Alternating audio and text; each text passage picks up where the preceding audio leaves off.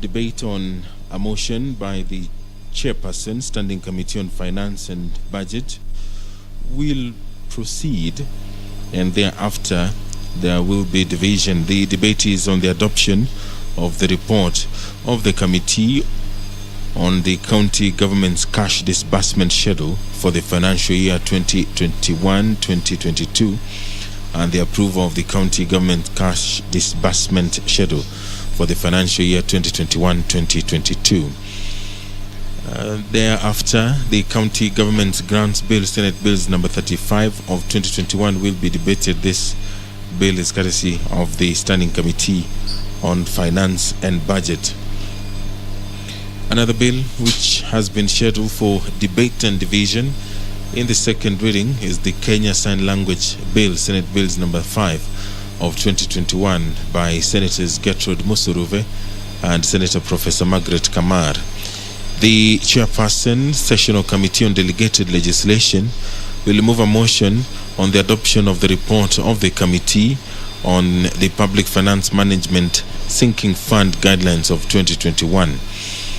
There are other bills which have been lined up for debate for the second reading, among them the Public-Private Partnerships Bill, that's a bill from the National Assembly, the County Hall of Fame Bill, Senate Bills number 9 of 2021, the Disaster Risk Management Bill, Senate Bills number 14 of 2021, and the Health Amendment Bill, Senate Bills number 26 of 2020. In the Committee of the Whole House, there are 5 bills which have been lined up for consideration, among them the Mental Health Amendment Bill, the Basic Education Bill, the County Licensing Uniform Procedures Bill, the Salaries and Remuneration Commission Amendment Bill, and thereafter a motion on the provision of colostomy bags to colon cancer patients and survivors in county hospitals. This is a motion by the Senator Dr. Gertrude Musuruve. There are some of the businesses which the Senate will be transacting hopefully this afternoon. As well, there are statements which will be sought. This is pursuant to Standing Order 48-1. The nominated Senator Millicent Omanga will seek a statement from the Standing Committee on National Security, Defense and Foreign Relations regarding alleged increased rate of kidnapping of children. Nominated Senator will also seek a statement from the Standing Committee on Devolution and Intergovernmental Relations regarding alleged eviction of residents living in Nairobi City County staff housing units in Eastleigh and Pumwani areas. Nominated Senator Judith Pareno will seek a statement from the Standing Committee on Land, Environment and Natural Resources regarding the incessant human-elephant conflict in Najile area of Ewasukidong, Olokiringyai and Sairishi in Kajiado County. The Senator for Murang'a County, Senator Irungu Kang'ata, will seek a statement from the Standing Committee on Tourism, Trade and Industrialization concerning operations of the Murang'a County Creameries. And nominated Senator Beatrice Kwamboka will seek a statement from the Standing Committee on National Security, Defense and Foreign Relations regarding alleged discriminative enforcement of the nationwide curfew for containment of the COVID-19 pandemic. And finally, pursuant to Standing Order 48-1, the Senator for Kitui County, Senator Enoch Wambua, will seek a statement from the Standing Committee on Health regarding the state of healthcare in public hospitals in Kitui County. If you're just joining us, the business of the Senate is about to begin. The Deputy Speaker of the Senate, Honorable Professor Margaret Kamar, has stepped into the chambers to oversee the business of this House this afternoon. This broadcast is courtesy of the PBU, Parliamentary Broadcasting Unit, in conjunction with the KBC. My name is Edward Kabasa. Enjoy your viewing.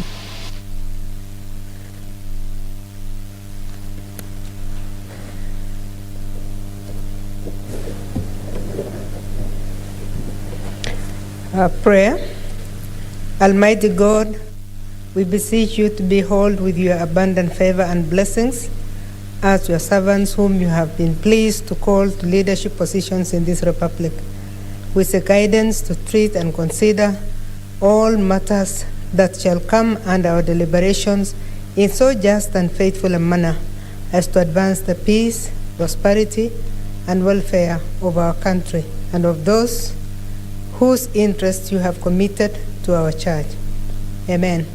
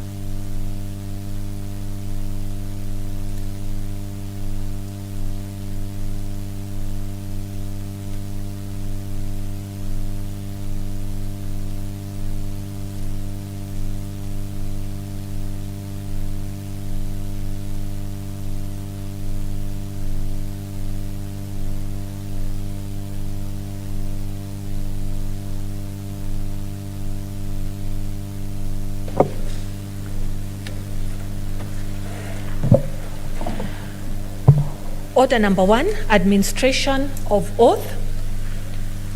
Order number 2, communication from the chair. Order number 3, messages. Order number 4, petitions. Order number 5, papers. Order number 6, notices of motion. Order number 7, statements.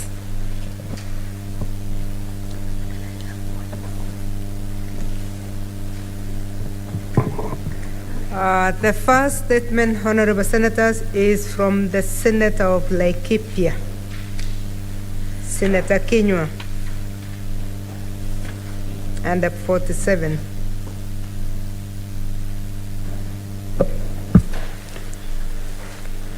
Thank you, Madam Speaker. Madam Speaker, I rise pursuant to Standing Order number 47-1 to make a statement on an issue of general topical concern and national importance, namely the incessant insecurity caused by banditry in Laikipia County. Madam Speaker, today is a sad day for people of Laikipia. Madam Speaker, it is a shame that bandits have taken over in the Olmoran area of Laikipia County and that they are visiting terror on innocent residents with impunity. In the last 1 month alone, several people have been killed. Over 100 families fled their homes for fear of the escalating crisis, while others have been left nursing gunshot injuries and a unknown number of heads of cattle stolen. Madam Speaker, as I speak, tension is quite high in Olmoran, with villagers fleeing their homes following weekend attacks that saw armed bandits torch some 50 houses in Kisindogo village. The attack came barely a day after National Security Advisory Council held a meeting to review the security situation, and 2 days after the Rift Valley Regional Coordinator, Mr. George Natembea, read top security officials from the region in a meeting with locals at Olmoran Township. Madam Speaker, life has been tough for us last few days, with a culmination of a long period of cattle rustling. The whole issue has an expansion agenda, the strategy being to steal, kill, displace, and then occupy. The government response has been cosmetic, with futile promise for an operation. The Cabinet Secretary for Interior and Coordination of National Government, Dr. Fred Matiang'i, has promised this operation 3 times, but nothing has happened. Madam Speaker, in a span of 7 days, they have killed 8 people and injured over 20 people. Among those killed was Mr. Peter Cairo, and Mr. Kirori sustained multiple bullet injury. Madam Speaker, these bandits have been grazing on farmers' crops without abandon, and the farmers are terrified and helpless. It is a bigger shame that the national government has gone on record to admit that the bandits are better armed compared to the National Police Service, With that unfortunate admission, the bandits have turned Laikipia County into their playground, torching houses and schools. They have torched over 27 houses, including Kisindogo and the homes of Mr. Abdallah and Mr. Mboro. They are even daring the government, hitting targets next to where meetings were being chaired by top civil servants in the region when they banned Merigwet and Meharate Primary School. Madam Speaker, it is unfortunate that these attacks have led to the closure of all primary schools in Ormoran, namely Laikipia Ranch Primary School, Bombo, Kahuho, Mutarakwa, Ormoran, Merigwet, Save, Meharate, and Magadi Primary School. Madam Speaker, as the residents of Laikipia continue to bear the brunt of attack and leave their homes in droves, police officers are watching helplessly as Kenya Defence Forces are sitting pretty in their barracks.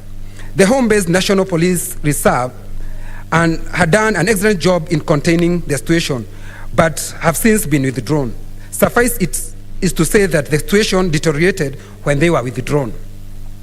Madam Speaker, the animals that are stolen from farmers are driven through Laikipia Nature Conservancy, where even police officers cannot dare track down the stolen animals. The Conservancy has become the hideout of armed bandits who have perpetrated bloody incidents in the region. Madam Speaker, what we need in Laikipia is an operation by the Kenya Defence Forces to flush out the bandits, which must be total and sustained, an increase in number of National Police Service, deployment of more police officers, and restoration of livelihood of the residents. I call upon the President and the Commander-in-Chief of Kenya Defence Forces to order KDF officers to move in and neutralize the bandits. The government must be seen to be in the forefront to providing relief services, including food, shelter, and clothing to thousands of residents who have been dispossessed and displaced by the bandits. The displaced residents are currently seeking refuge in Ormoran Catholic Church, Deliverance Church, and Ormoran Polytechnic. Madam Speaker, it is the core duty of any government to protect the lives and property of its citizens. Madam Speaker, and this government seems it is helpless and is not able to protect people of Laikipia. Madam Speaker, I'm even concerned that the regional commissioner is coming to Laikipia to tell us the way the bandits have M16, while the government has only GK, AK-47, and G3. Madam Speaker, if the people of Laikipia are not paying enough taxes, Madam Speaker, we are ready as people of Laikipia to pay more taxes so that we can buy more guns for the government, because the government seems to 2 minutes each.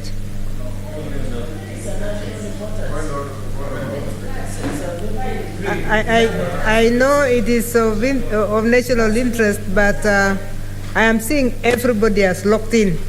So what I wanted, okay, can we talk of 3 minutes? What is your point of order, Senator Wetangula?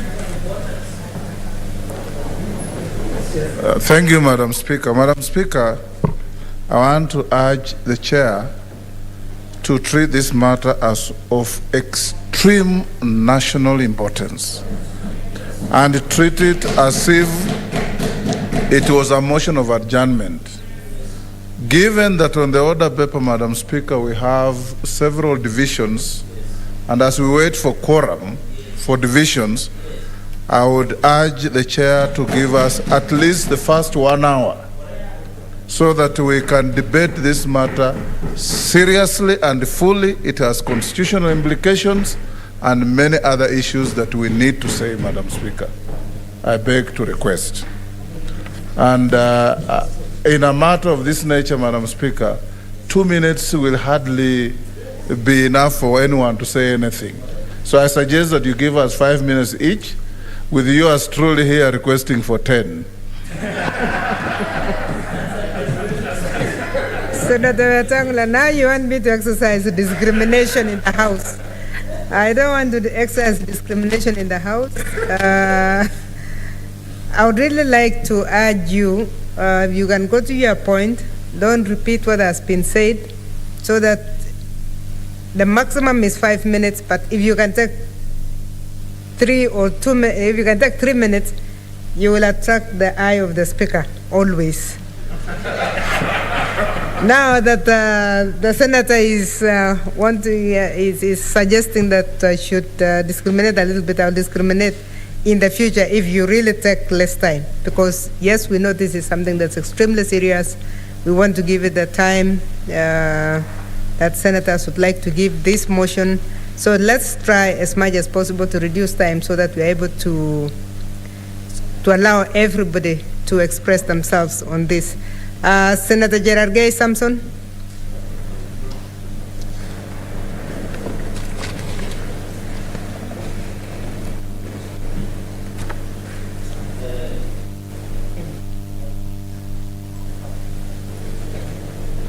Thank you, Madam Speaker. From the onset, I agree with Senator Moses Wetangula.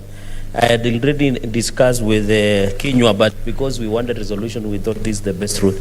From the onset, Madam Speaker, on my own behalf and on behalf of the people of County of Nandi, I want to pass our deepest condolences and our prayers and thoughts are with the people of Laikipia during these hard times, Madam Speaker.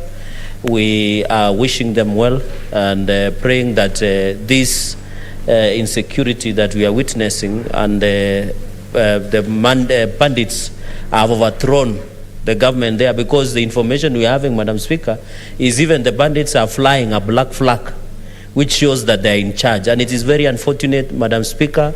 Several schools have been closed.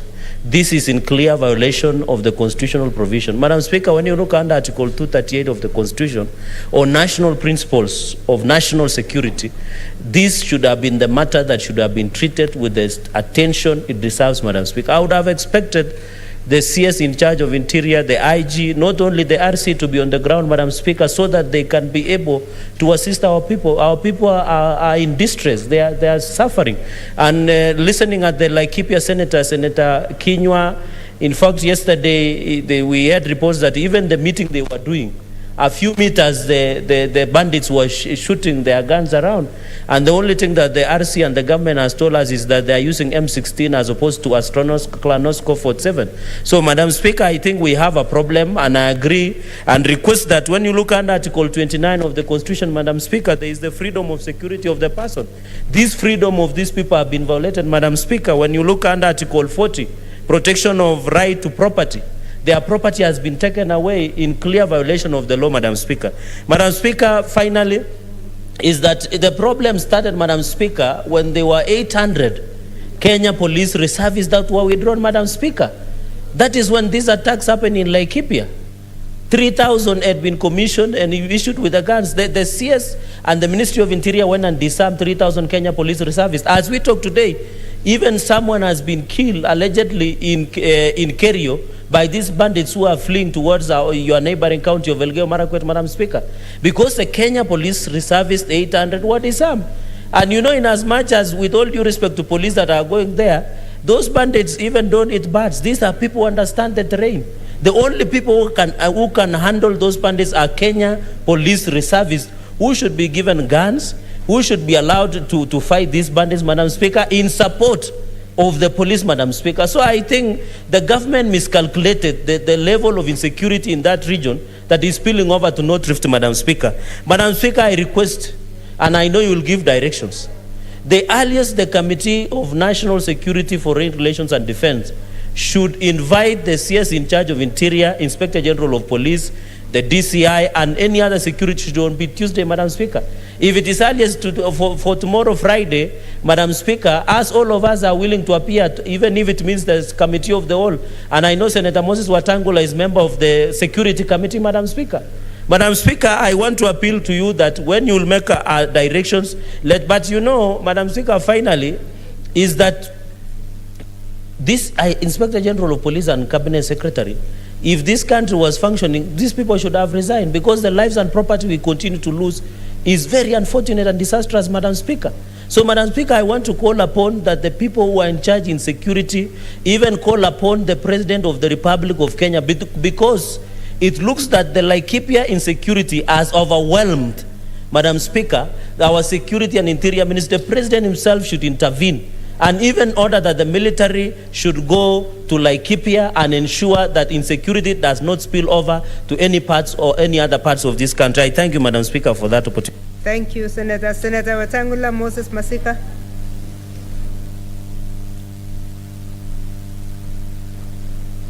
Thank you, Madam Speaker. Madam Speaker, what we are seeing happening in Laikipia, as we support the statement from our distinguished colleague, is a terrible shame to our country. It's actually collective shame to all of us. Yesterday, Madam Speaker, for the whole day, BBC World Service was beamed on Laikipia, probably because there are several British citizens who live there. But it was beamed on Laikipia, and listening to BBC, you would have thought Laikipia is part of Afghanistan. It is such a terrible thing. And Madam Speaker, the clips we are seeing coming from Laikipia are frightening. A ragtag group of youths who look hardly 20 are running around with very heavy weapons. Some I saw on clips running around government vehicles. I don't know who was in that vehicle, but it was a government Land Cruiser, and menacing anybody in sight, with the little children excited that they can see such armed youths running after them in celebration. It is not right. We have a police force. We have GSU within that police force. We have APs within that police force. We have KWS that is armed, Madam Speaker. Why aren't we deploying these detachments to Laikipia to restore peace? Why are we watching as a ragtag army of small boys go around destroying property in broad daylight?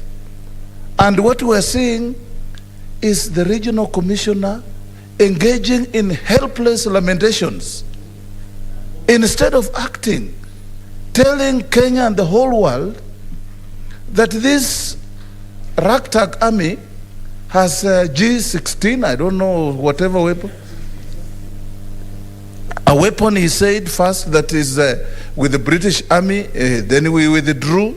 I saw the British High Commission saying the army that is in Kenya from the UK does not have those weapons. Where are these weapons coming from? And what is our intelligence doing? What happens to our early warning mechanisms? Because we know that this is an area that has had security challenges. I lost my very good friend, a PC called Chelanga, whose plane was shot down in that area. And every Kenyan life matters. Madam Speaker, I want to urge this House that under Article 96 of the Constitution, this House represents and defends counties and their governments. So every single member of this Senate is a senator for Laikipia for purposes of this matter. And we owe it to the people of Laikipia and the people of Kenya to speak it out. In fact, Madam Speaker, I would urge that the Security Committee of this House, in which I serve with Senator Mohamud and other senators, should actually visit Laikipia. If Laikipia is insecure for the people of Laikipia, it's insecure for all of us. If Laikipia is safe for the people of Laikipia, it's safe for all of us. I want to discourage, Madam Speaker, any attempt in fighting this to violate the Constitution. I don't agree with my brother from Laikipia that the army should be deployed without due process. Article 241 of the Constitution says to deploy the army in any part of the country for any reason of restoration of peace must be done with the approval of Parliament. And I don't think Parliament will resist in approving this. Let the government bring any motion to this House so that we can be able to approve the deployment of the army. But before we do that, we must be explained to, as a country, why the police have not succeeded in stamping out these bandits. Because when the police of Kenya want to do something to bring peace, Madam Speaker, you may recall, and Senator Hanir is here, Senator Wambua, how they were tear gassing us day in, day out during our resist days. Where are they today? We want to see that energy, that enthusiasm, that force, that brutality translated into restoration of peace in Laikipia. It is not giving our country any good name. In fact, Madam Speaker, with an already weakened economy, this kind of conduct in Laikipia is undermining investments in the country, is destroying property, it is destroying lives, and above all, Madam Speaker, I cry for the women and children of Laikipia.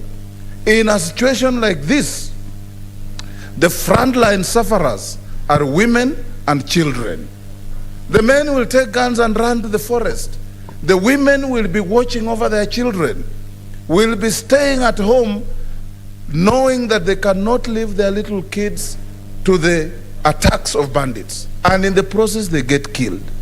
This matter, Madam Speaker, must be taken very seriously, and I want to urge you, like the distinguished Senator Fernandez has said, that you direct, Madam Speaker, at the end of this discourse, that the Minister for Security and all the organs of security, the DCI, the IG, the head of NIS, appear before this House in a committee of the whole, so that we can be able to interrogate properly and thoroughly why it is happening in Laikipia, because tomorrow it may be in Bungoma, it may be in Nandi, it may be in Mandera, it may be in Vihiga, it may be in Kitui, it may be anywhere.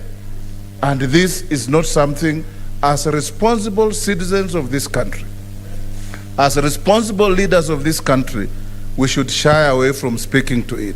Thank you, Madam Speaker, and I thank Senator Kinyua for bringing this matter, and wish him well as the Senate, the frontline senator for Laikipia, knowing that we are all senators for Laikipia. Thank you. Thank you, Senator. Senator Mahmoud Mohammed Malim. Madam Speaker, let me also add my voice to this matter which was brought by our colleague from Laikipia.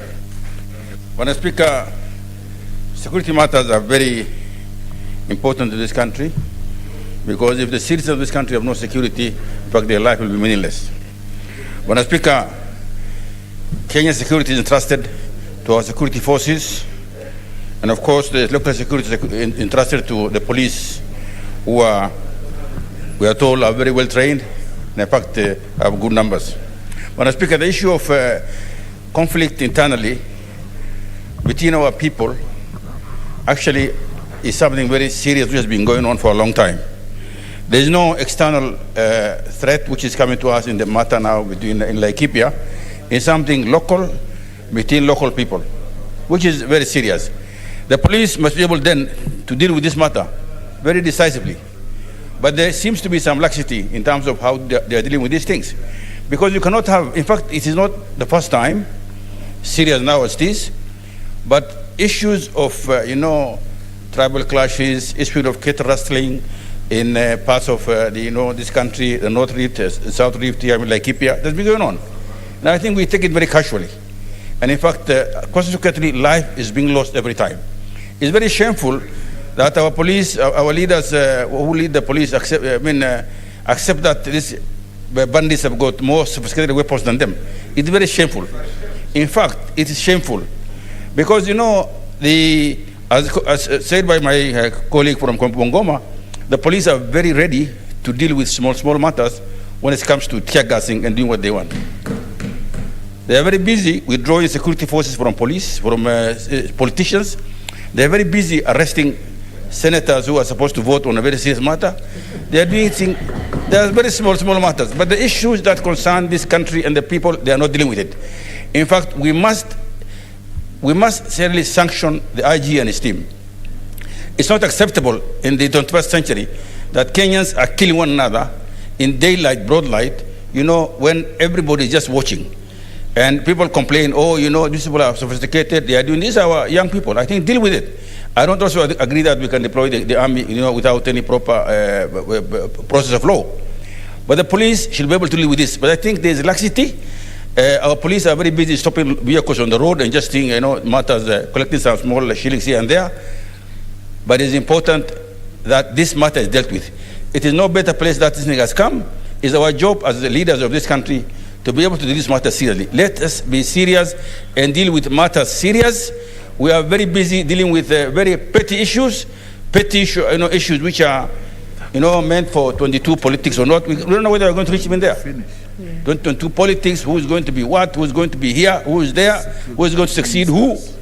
These are petty things. Even our ministers have become politicians these days. These are cabinet secretaries who are all actually appointed and vetted by Parliament, but now they are busy trying to see how best they can be close to the powers that be, so that they deliver people to, I don't know, whatever destination. Let the people who are in government do their job. Let the IG do his job. Let the guy in charge of security, internal security, do his job. Let other side shows of politics be left to politicians and leaders like Moses Watangula, who want to be, he has walked away. Our leaders who are politicians who want to do something, let them be. But I think our cabinet secretaries must do their job. The buck stops with the Ministry of Internal Security, led by my friend Dr. Fred Matiang'i, the IG, people who are in the province, Motembe and the rest. Let them do their job. We can't accept this. And in fact, as said by a colleague, these guys must come before this house and explain to the committee which we are in, I and Watangula, to explain to us what is happening and what they are doing and what they are not doing. We do support the statement. Thank you, Senator Laikipia, for bringing the statement. There are no Al-Shabaab in that part. There is no, bandits from outside. We can accept when someone says Al-Shabaab are coming to our country and fighting from outside, but there are no Al-Shabaab. These are the local people. They must be dealt with, and so that we can give security. I condole the people who have lost their life. I sympathize with the people who actually were being displaced, and this matter should not be allowed to continue. I thank you, Madam Speaker. Thank you, Senator. Senator Inima Ketrut Musuruve.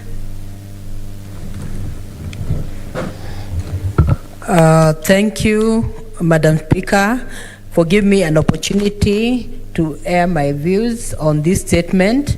And I would like to start by thanking Senator Kinyua for bringing this statement on the floor of this House.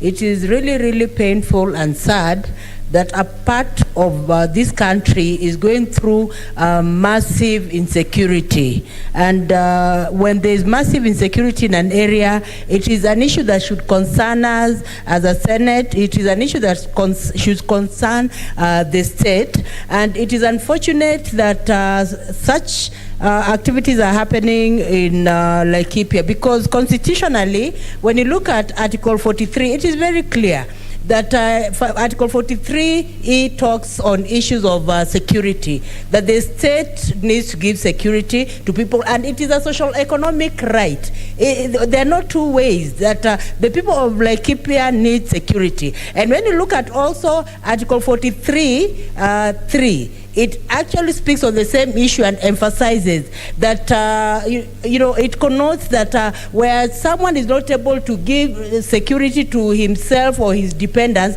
then the state is obligated to do this, Honorable Speaker. So it is something that the state must really act on, and I want to suggest that the CS Matiang'i should be more vibrant on the issue of security in Laikipia. It should not just be talk alone. It should be talk and act, because when people come on the media and say boldly that we have guns, so what has been done to even those people who are coming in the media to say boldly that they have guns? And I want to thank the media for even coming out strongly to show even the faces of these people, because the media are the watchdog of the society. Is doing the right thing. They should air such issues so that we know what is happening, and as legislators we see how to intervene, Honorable Speaker. It is unfortunate that the incident in Laikipia is not only affecting families, but it is also affecting the economic life of the people of Laikipia, because they cannot farm now.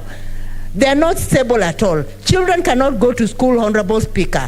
And as a scholar, I know what it means, that the children will be left behind even more in education, Honorable Speaker. And I want to say, Honorable Speaker, if farmers are also not doing their work because they're insecure, it means that the families will not even be able to live from hand to mouth because they have nothing to live on, Honorable Speaker. So it is an issue that needs to be, dealt with immediately.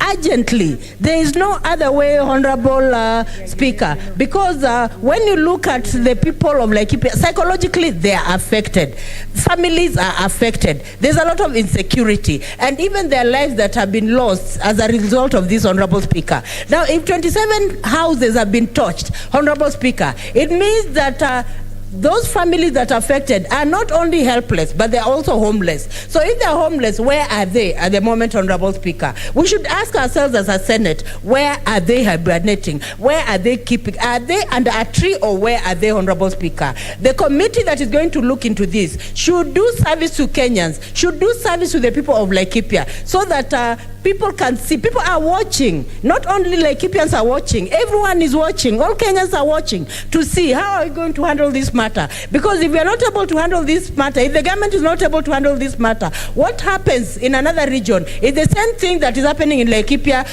is repeated, we must bring to a stop the insecurity in Laikipia. I support this statement, Honorable Speaker. Thank you, Senator Wako Naomi Jilo.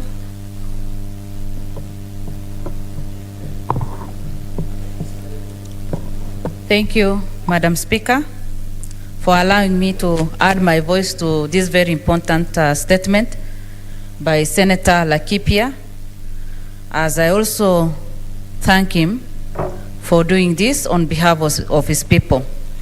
Madam Speaker, it is a big shame, as many of us have already said, that in 21st century, as a government, we can sit and say that the bandits have overtaken us and they have stronger or more weapons than what our government is having. Madam Speaker, I come from Marsabit County, and in fact for us, this has become the order of the day. Just like 2 months ago, 78 houses have been burnt down and people are homeless in Marsabit. We have so many orphans, widows, and animals have been taken away. And when all that happened, Madam Speaker, the government was still there and nothing happened. So when Senator Laikipia was giving the statement that demonstrated a lot of bitterness, I could understand where he's coming from. That time when it happened to us, and it is still happening, within the town, you sit and you just see the bandits taking over almost everything. So the question is our government in control? Sometimes we complain of the police brutality, and young people are being killed by the police. And when the Kenyans or when our citizens need their attention and that protection, they are not there to protect the lives of our people. Madam Speaker, it is high time that we ask ourselves whether the minister, the CS Interior, is giving the right orders to his people. Sometimes, Madam Speaker, when you look at the problem that we are facing as a country, COVID is already killing our people day and night. Every day, we bury Kenyans. Every hour, almost every hour. And in every county, people are dying. We do not have the facilities that we need. And people are, financially down. Their businesses have gone, and they cannot even help themselves. And now, it is like the government is allowing the bandits to come and just finish Kenyans. So you wonder the role of our government at this particular time when Kenyans need our attention. When this happens, Madam Speaker, and I speak out of experience, the school-going children are affected. They are not going to school. And when the exam time comes, they'll be considered like any other student in this country. Nobody will, think of the problems they are going through. They'll sit for the same exams that other Kenyans are sitting for. When this happens, as a result of this, pregnant mothers have nowhere to lay their heads. Some even give birth on the road. Madam Speaker, I think it is a big shame for us as a country to speak of this in 21st century. It is the responsibility of our government to protect the lives of Kenyans. And that is not felt, that is not seen in many parts of our country. In fact, sometimes I sit and I wonder whether it is the same government that is facilitating the war and the conflict at the grassroots. Madam Speaker, I support the statement, and it is my prayer that serious action will be taken and that this matter will be given the attention.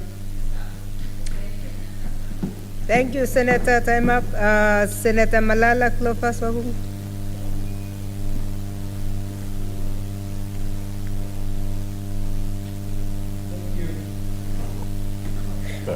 Thank you, Madam Speaker.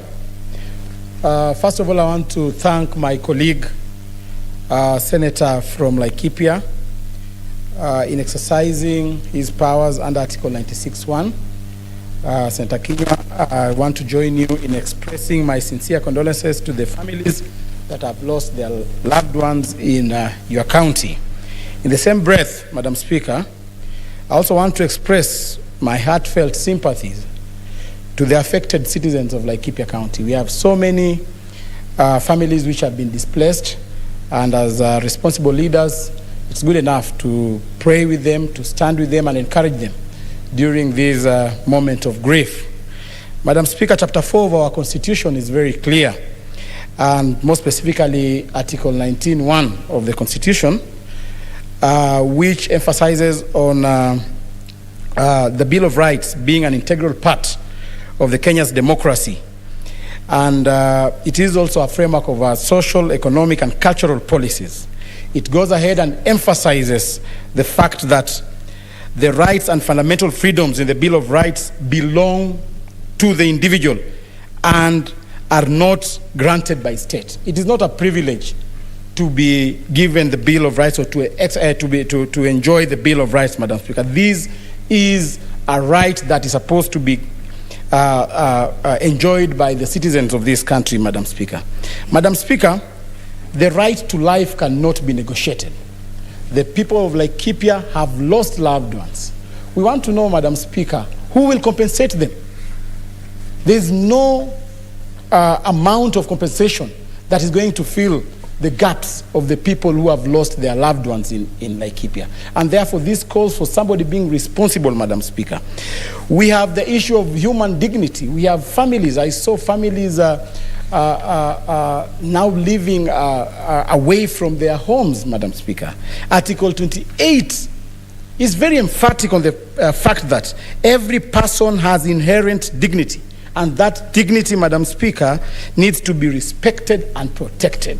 It is the responsibility of government, Madam Speaker, to ensure that they implement Article 29 of the Constitution, which gives the citizens of Kenya the freedom and security of the people of Kenya, Madam Speaker. Madam Speaker, it is the responsibility of the security organs to tell us what is the root cause of these skirmishes.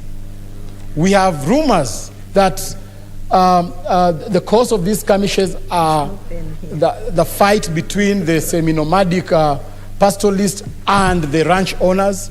We have rumors that some of the people are inclining about 2022 elections, and therefore we are still working with rumors while our people are dying. We want to know the root cause of this.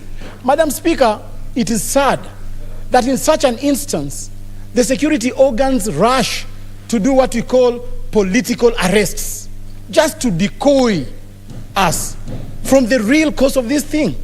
I would like to know, Madam Speaker, I was arrested in Matungu killings. Up to today, I've never been charged. It's just a matter of political perception that, come on, we are arresting this person, and therefore we are doing something. We want to ask the relevant security organs, and we have been failed by the following organs. One, the police force. When you call a police officer at night, when thugs have invaded your home, they will tell you they don't have fuel to come and help you.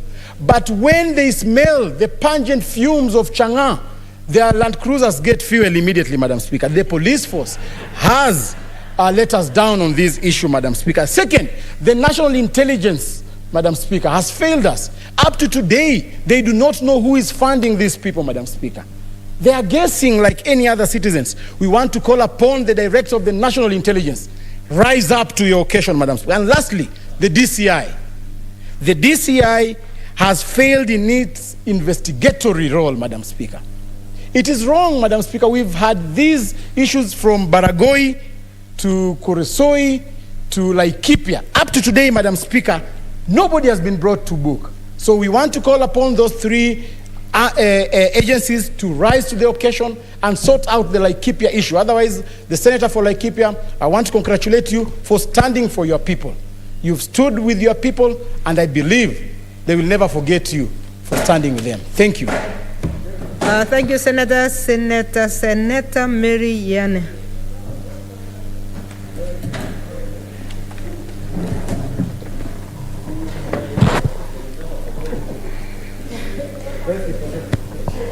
Thank you, Madam Speaker, for also giving me a chance to add my voice on this very important statement by Senator Nderito of Laikipia.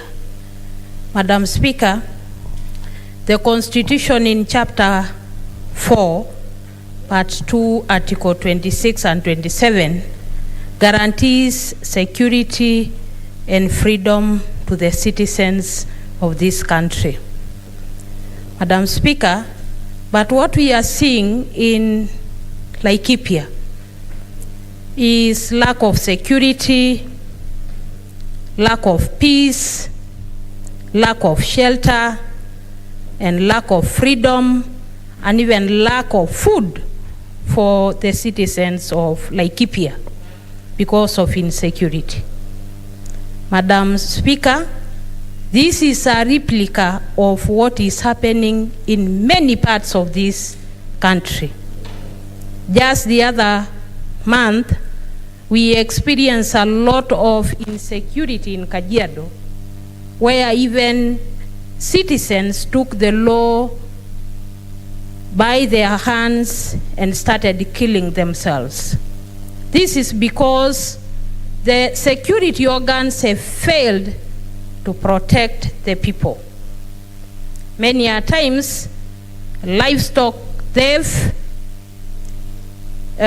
conflicts are experienced in different parts of the country, and whenever security organs are called upon to protect or even offer assistance and protection where they are needed, they are not available for the people. And therefore, Kenyans become so miserable, and that is why we see them killing themselves. That is why we see some unlawful, illegal groupings taking over in some parts of this country. Madam Speaker, I think it's just high time the security committees of the National Assembly and the Senate summon the CS so that he can be able to explain to the country why the reluctancy of the security organs. Madam Speaker, the other week and the last 2 weeks, we saw the Ministry of Interior taking a a lot of time explaining and discussing about the security of the deputy president and why they were to reshuffle the security personnel of the deputy president's office and his estates. And in this particular case, we have not seen any committee or any institutions within the Interior Ministry explaining the insecurity that has taken part in Laikipia. Madam Speaker, if it were in other developed countries, the CS should have resigned by now. He should have resigned by now. Where we have lost many lives in Laikipia, the other 3 months in Marsabit, the other time in Kajiado and many other parts of the country, and the CS is still in office. I think, Madam Speaker, this statement should be taken very seriously by the committee concerned. It should be taken very seriously by the ministry so that we can get answers to this situation. But I also want to even condole with the families who lost their loved ones in Laikipia.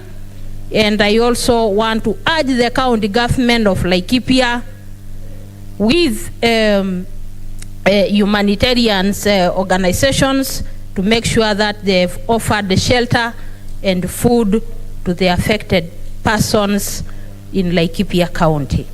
Thank you. Thank you, Senator. Senator Aneri, George.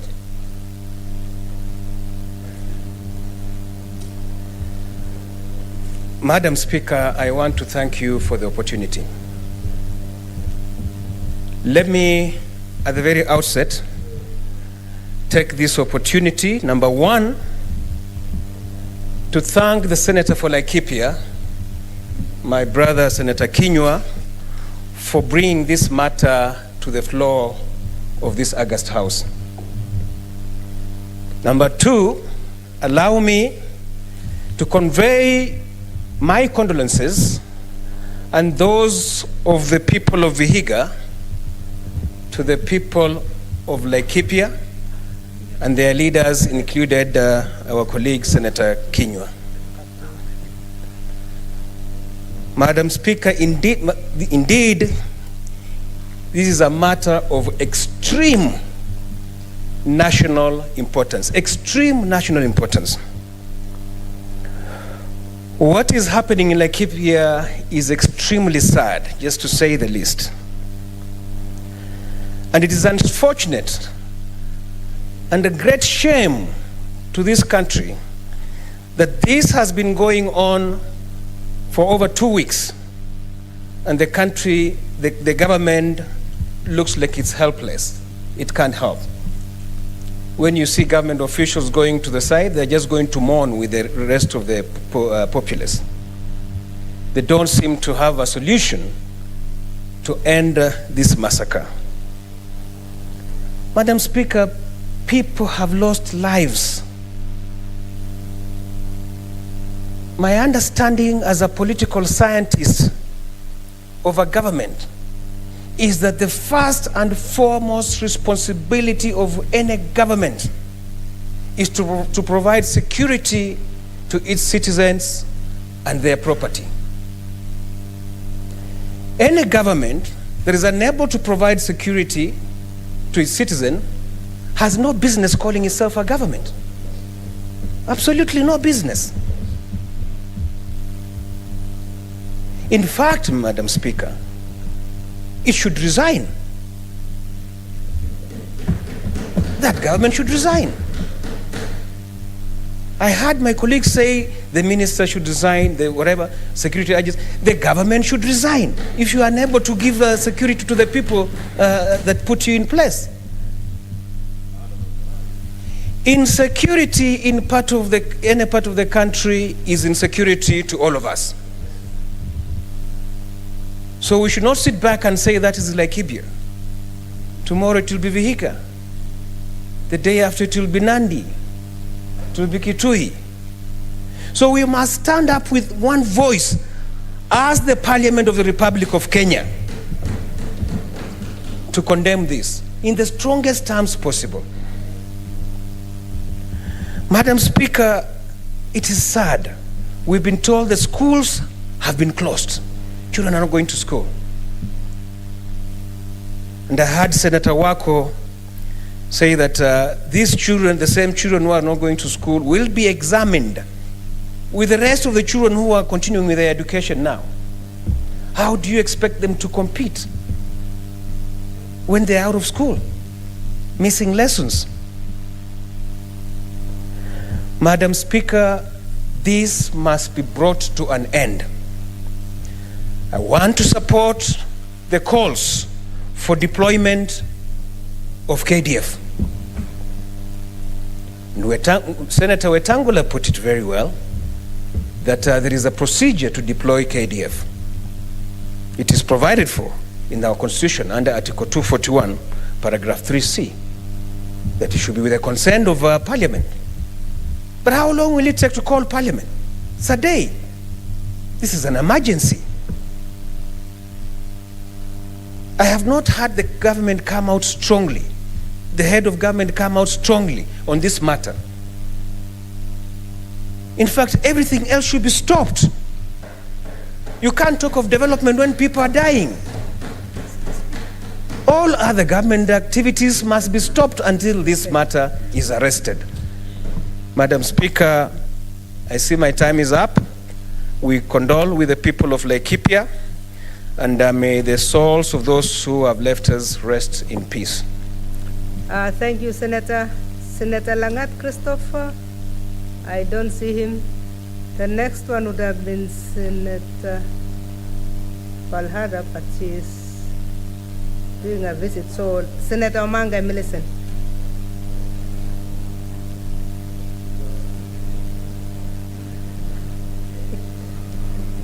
Thank you, Madam Speaker. First, I would like to congratulate the Senator of Laikipia, Senator Kinyua, for bringing this matter on the floor of this House. Madam Speaker, it's so shameful in the 21st century that we are actually debating on this. I would say our security agencies, Madam Speaker, have failed. And IG, being an independent office, has failed. The IG, Madam Speaker, should resign. The CS Interior should resign. The PS Interior should resign. The DCI should go home. The NIS should resign. We cannot have people killed like rats, and yet they are busy politicking. They are busy wanting to decide who becomes who in 2022. They are busy doing the political arrests. Every Friday, you will see they'll send anti-riot police, and I don't know how many policemen, GSU and REC and whatever, like 200, 300 to go and arrest one person. And yet on Monday, the person is released and is not even charged in court. But that vigor, the energy, and all those vehicles we see, the weapons, the rungus and what have you, we are not seeing that in Laikipia. Madam Speaker, I've received calls from my relatives in Kisindogo, in Laikipia. I have relatives who have been killed. I have relatives who are in hospital. And Madam Speaker, our CS is busy opening some projects. I don't know where in the country. They are busy because the other day they actually deployed some security officers, the GSU, from the Deputy President's residence. Madam Speaker, I expect these officers to be in Laikipia to go and protect our people. Another person who should not be in the office is the regional commissioner. The regional commissioner admitted on full glare of the media that actually the bandits have got superior weapons than they have, then what is he doing in office? Do we actually have a government as we sit? Madam Speaker, it is so sad, it is so shameful that I have no words to describe such a situation. And Madam Speaker, maybe I would warn, this time when the heads of these security agencies appear before this House, hope it will not be like the last time they appeared, where we had a PR exercise with the Committee of Security, where the members were actually like PR officers from the office of the OP. And that's why, Madam Speaker, we insist this time it should be a committee of the whole. We should have all the senators here to interrogate this head of agencies, so that whatever happened last time, which was very shameful, does not happen again. Thank you, Madam Speaker. Thank you, Senator. Senator Wambua Enoch.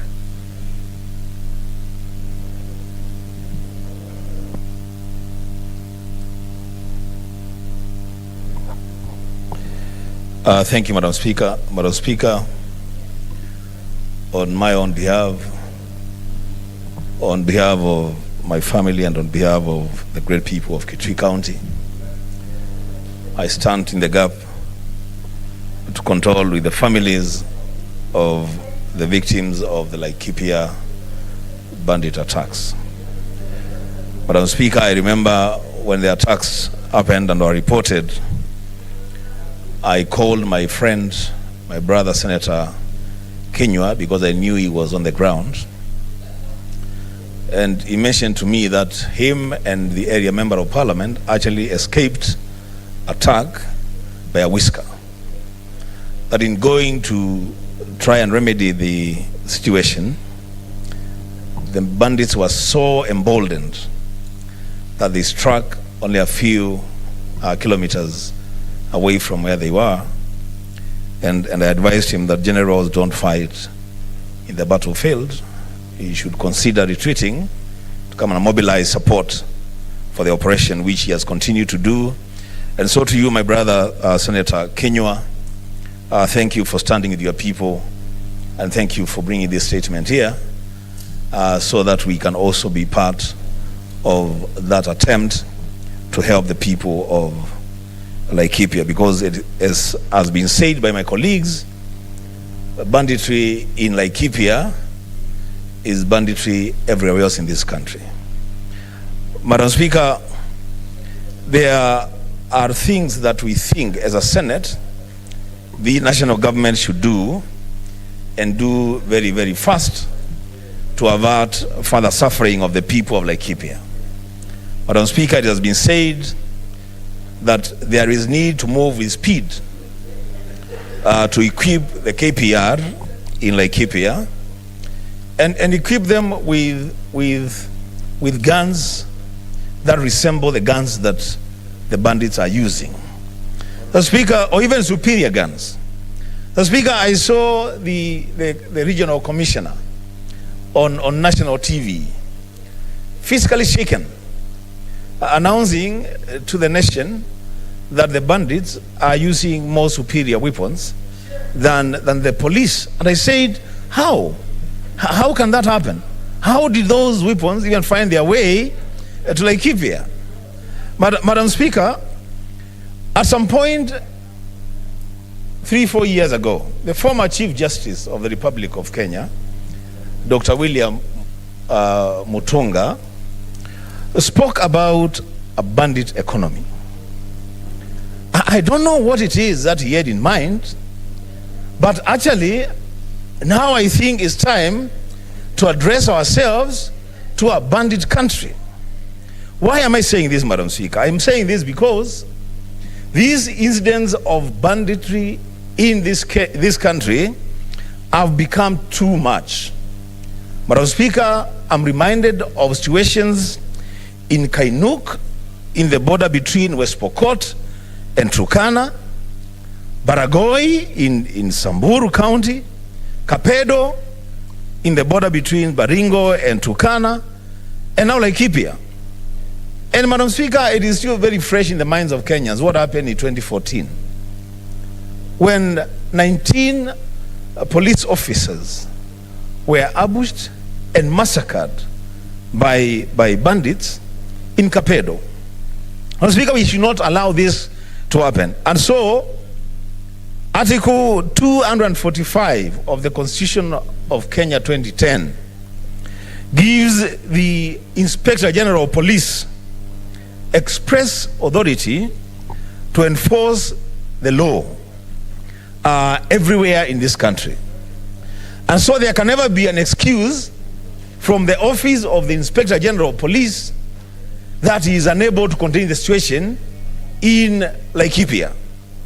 Madam Speaker, if he is unable to do that, then we should engage the next gear, where the National Assembly should be recalled in a day to pass a motion for the President to deploy KDF officers in Laikipia to contain that situation and return normalcy in Laikipia. Because as you speak, Madam Speaker, as I conclude,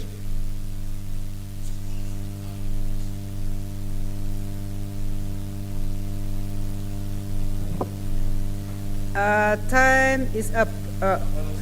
You didn't see warning. We give you 30 seconds because of the warning. That failed. Thank you, Madam Speaker. Let me conclude.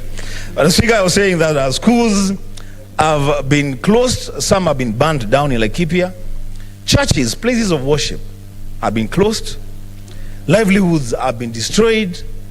And most seriously, lives have been lost. Madam Speaker, something must be done, and we must all stand with the Senator for Laikipia, Senator Kenywa, to make sure that the people of Laikipia are protected and peace prevails in that county. Madam Speaker, I thank you. Thank you, Senators. Remember, when we started this debate, there was a request that we go for 1 hour. That 1 hour is supposed to be lapsing in the next 15 minutes. But also, we had put a rider that, because I can see the interest is expanding, that once we have the numbers, we dispose of the division. So I would like us to go to the division. It's going to take a very short time. We finish and then we come so that we can allow everybody to express themselves. Okay, thank you. Next order.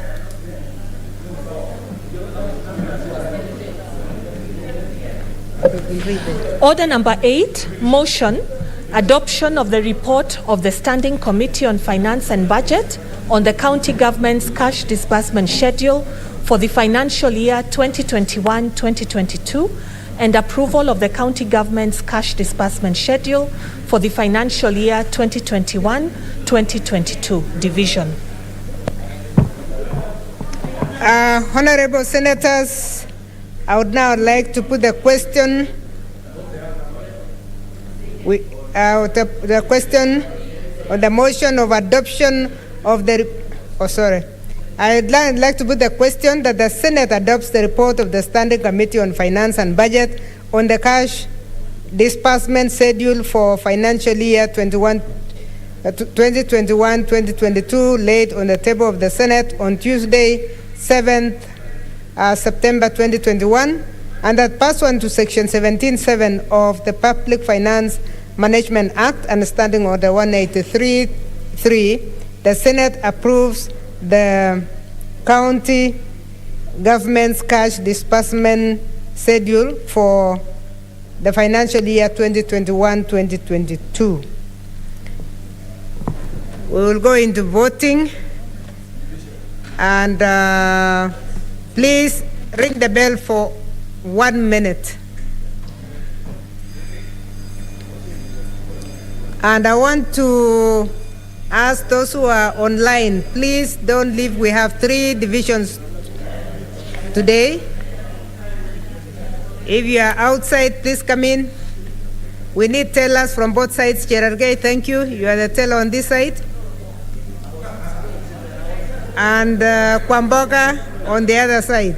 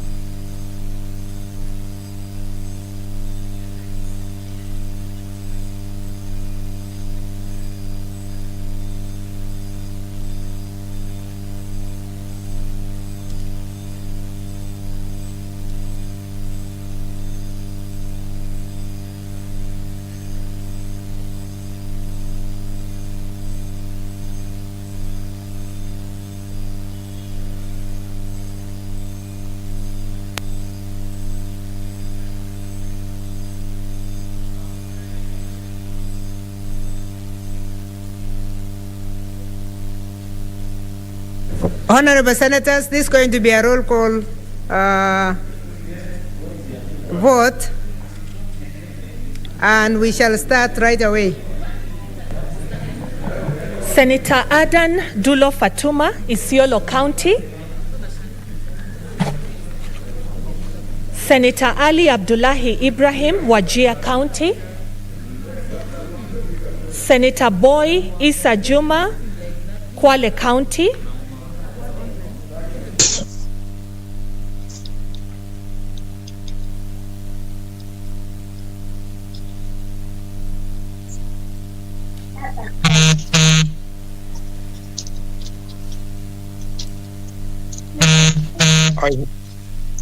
I vote yes.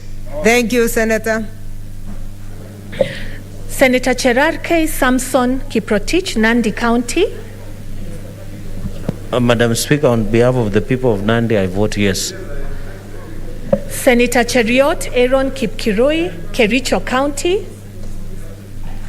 Senator Haji Abdul Mohammed, Garissa County. Madam Speaker, I vote yes. Thank you. Senator Hargura Godana, Marsabit County. Madam Speaker, I vote yes. Senator Imana Malachi Charles Ekal, Turkana County. Senator Kajwang Moses Otieno, Homa Bay County. Senator Kamar Margaret Jepkoech, Wasingishu County. I vote yes. Senator Kangata Irongo, Muranga County. Senator Haniri George, Vihiga County.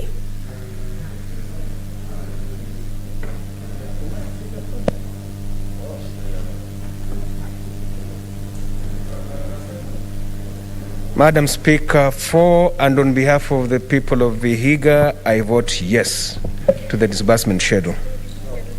Senator Kibiru Charles Rubenson, Kirinyaga County. Madam Speaker, I vote yes. Senator Kihika Susan Wakarura, Nakuru County.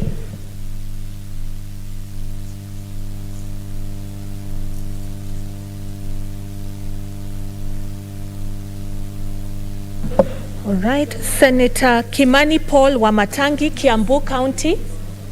I vote yes, Madam Speaker. Senator Kindiki Kithure, Tharaka-Nithi County. Senator Kirinyaga Ephraim Mwangi Maina, Nyeri County. Senator Langat Christopher Andrew, Bomet County. Yes. Senator Lelegwe Tumbesi, Samburu County.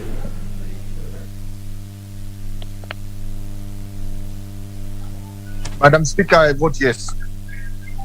Senator Linturi Franklin Mithika, Meru County. Senator Loitiptip Anwar, Lamu County. Senator Madzayo Stewart Mwachiru, Kilifi County. I vote yes. Senator Mahamud Mohamed Maalim, Mandera County. I vote yes. Senator Malala Cleophas Wahungu, Kakamega County.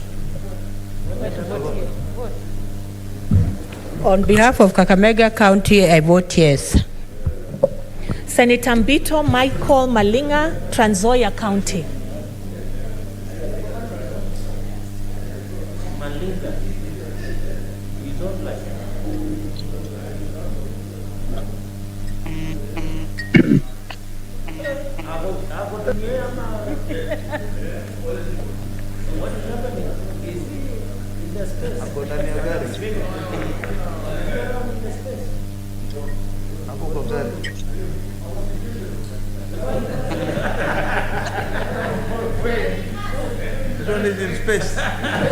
Please vote, Senator Mbito. Madam Speaker, I vote yes. Senator Mbogo George Ochilo Ayako, Migori County. I vote yes. Senator Mogeni Eric Okongo, Nyamira County. Senator Moi Gideon Kipsielei Towet, Baringo County. Senator Mpaye Philip Salau, Kajiado County.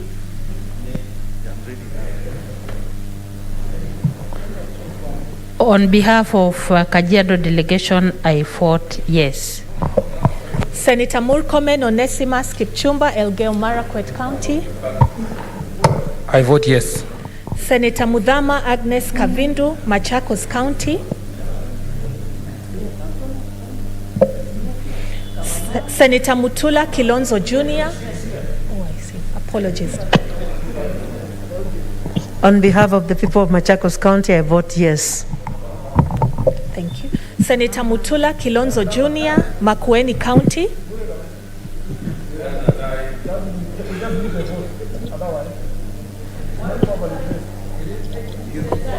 Senator Mutula, please vote.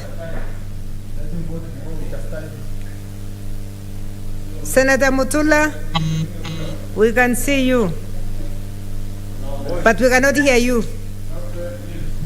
Unmute.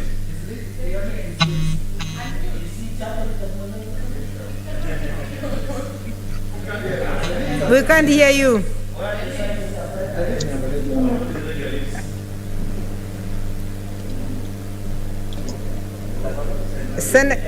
Senator Mutula, can you tick? Can you tick as we watch you?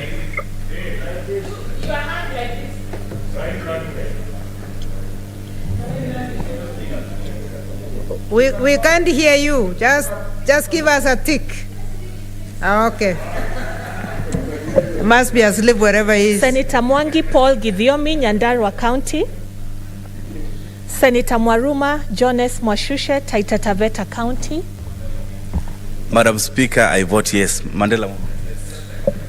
Senator Mwinyi Haji Mohamed Faki, Mombasa County.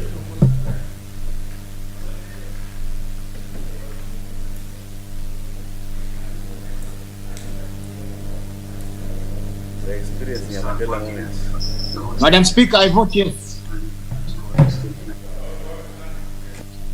Hello. Senator Nderitu John Kinyua, Laikipia County. Madam Speaker, I vote yes. Senator Ndwiga Peter Njero, Embu County. Embu County votes yes. Senator Olekina Ledama, Narok County. Madam Speaker, on behalf of the people of Narok, I vote yes to send money to counties. Senator Ongeri Samson Kegengo, Kisii County.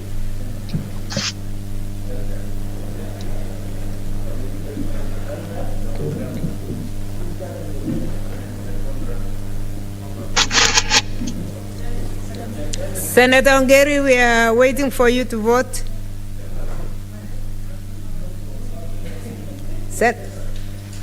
Senator Ongeri, we can see you. Please unmute and vote.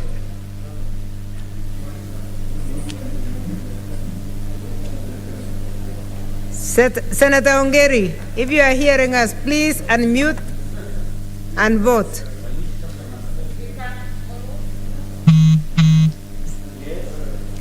Senator Ongeri, please vote.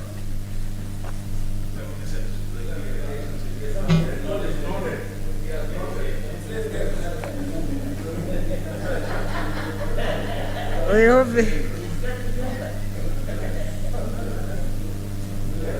Yeah, he's trying to talk and we cannot hear him.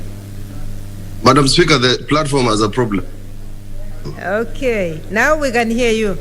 We didn't hear you before. Senator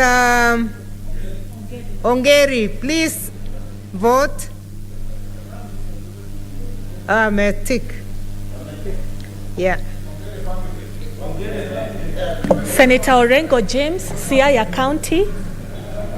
Senator Outa Frederick Otieno, Kisumu County. I vote yes. Senator Pogisio Samuel Losuron, West Pokot County. I vote yes. Senator Sakaja Johnson Arthur, Nairobi County.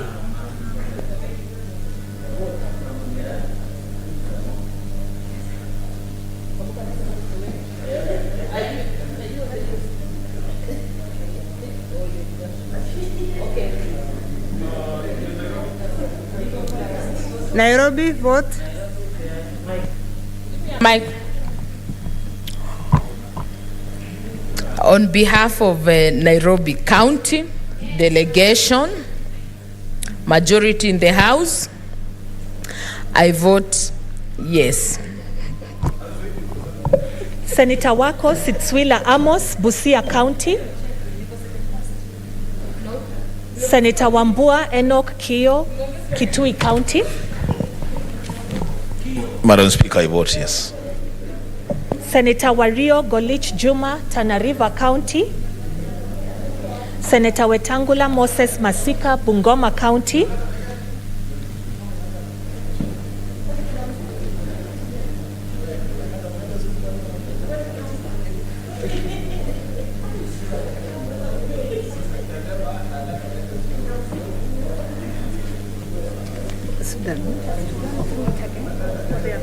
Yes.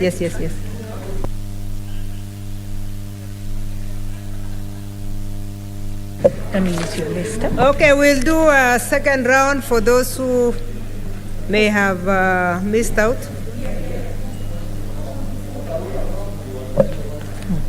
Senator Adan Dulo Fatuma, Isiolo County.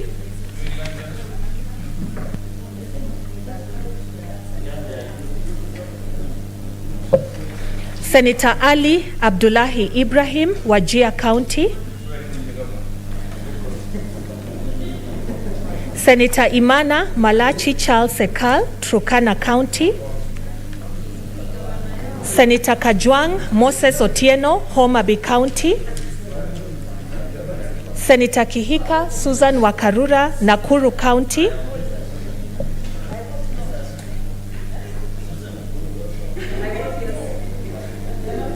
You're not on record, yes? Okay, I vote yes. Sorry. Thank you.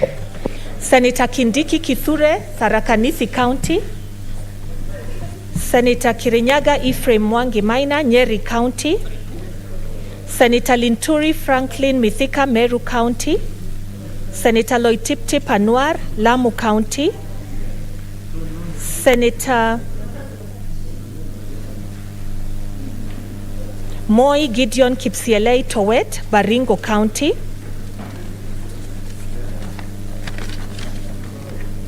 Senator Mwangi Paul Githiomi, Nyandarua County. Senator Orengo James, Siaya County. Senator Wako Sitswila Amos, Busia County. Senator Wario Golich Juma, Tana River County. Senator Wetangula Moses Masika, Bungoma County.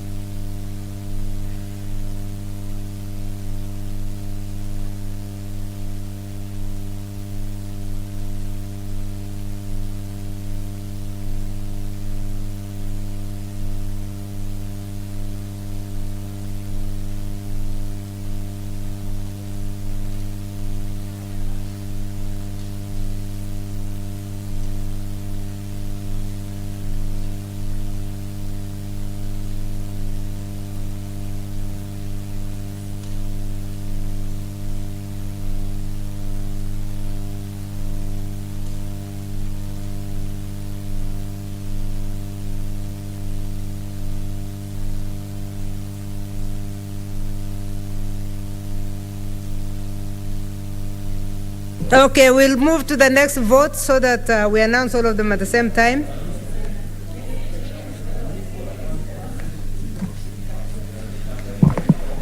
Honorable Senators, I would like to put now the question on the second division, the County Government's Grant Bill, Senate Bills number 35 of 2021, be read a second time. We start voting.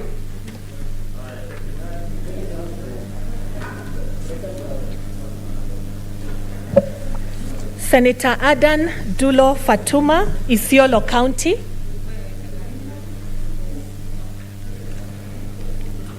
Senator Ali Abdullahi Ibrahim, Wajir County. Senator Boy Isa Juma, Kwale County. I vote yes. I vote yes. Senator Cherarke Samson Kiprotich, Nandi County. Madam Speaker, I vote yes. Senator Cheriot Aaron Kipkirui, Kericho County.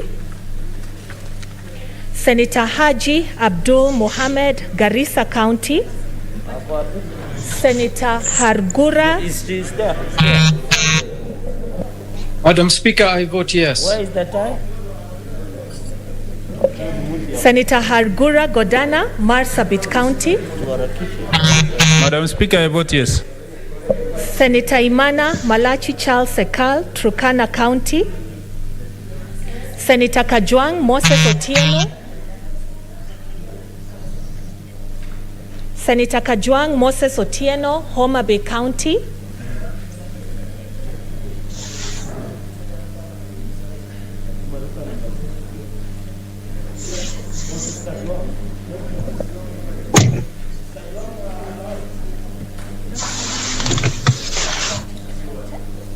Senator Kachwang Moses, please vote.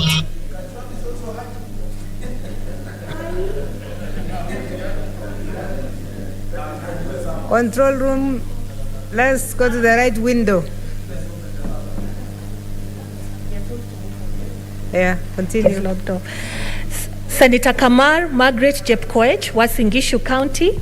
I vote yes. Senator Kangata Irongo, Muranga County. Senator Haniri George, Vihiga County.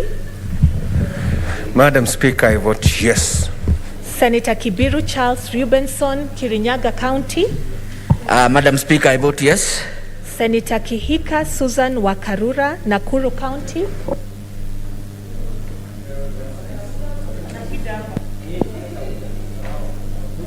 Okay, I vote yes. Senator Kimani Wamatangi Paul, Kiambu County. Madam Speaker, I vote yes. Senator Kindiki Kithure, Tharaka Nithi County. Senator Kirinyaga Ephraim Mwangi, Maina, Nyeri County. Senator Langat Christopher Andrew, Bomet County. I vote yes. Senator Lelegwe Tumbesi, Samburu County. I vote yes. Senator Linturi Franklin Mithika, Meru County. Senator Loitiptip Anwar, Lamu County. Senator Madzayo Stewart Mwachiro. Mheshimiwa Spika, kura yangu naipiga ndio. Senator Mahamud Mohamed Maalim, Mandera County. Madam Speaker, I vote yes. Senator Malala Cleophas Wahungu, Kakamega County. Senator Mbito Michael Malinga, Trans Nzoia County. I vote yes. Senator Mbogo George Ochilo Ayako, Migori County. I vote yes. Senator Mogeni Eric Okongo, Nyamira County.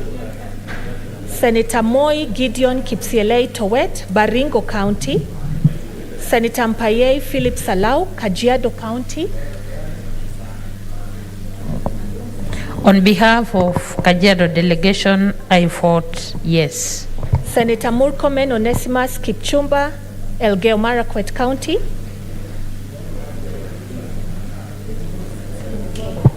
Madam Speaker, I vote yes. Senator Mudhama Agnes Kavindu, Machakos County.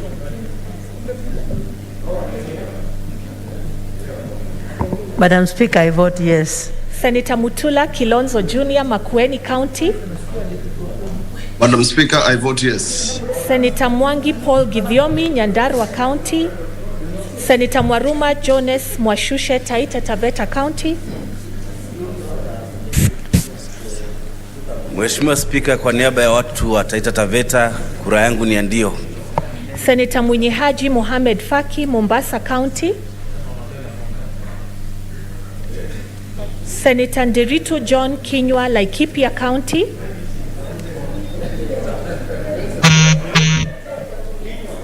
Kinywa.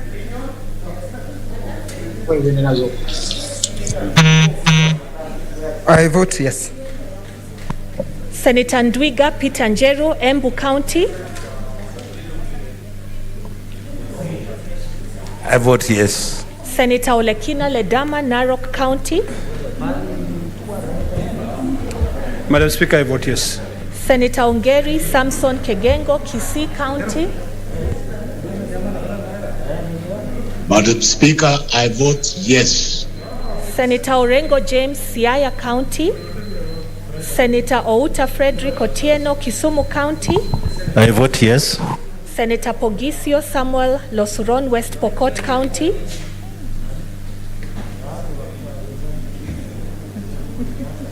Okay. Senator Sakaja Johnson Arthur, Nairobi County.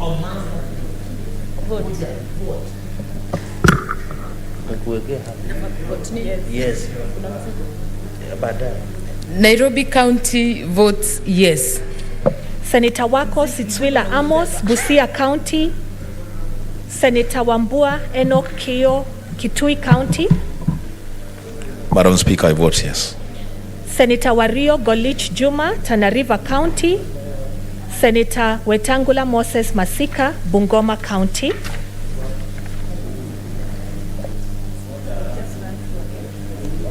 Okay, just a quick run through.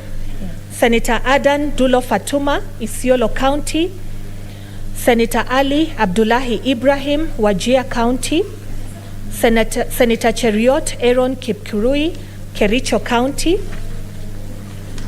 Senator Dulo Imana is not there. Malati. May I vote for Isiolo County?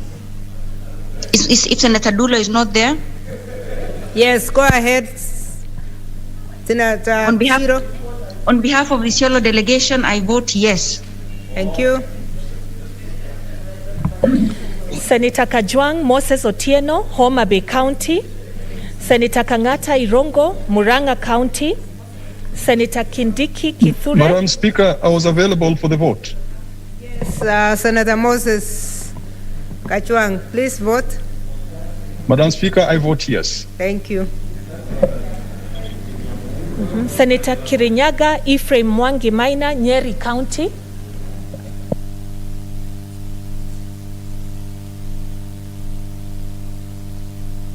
Ariel, it's important for you to listen to me, please.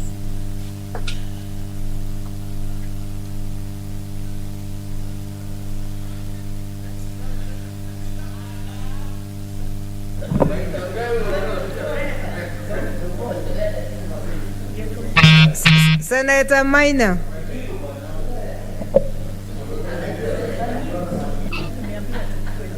Endelea. Yeah. Senator. Madam Speaker, can you hear me? Yes, but we can't see your face. Okay, I'm working on the Zoom, but I can vote yes.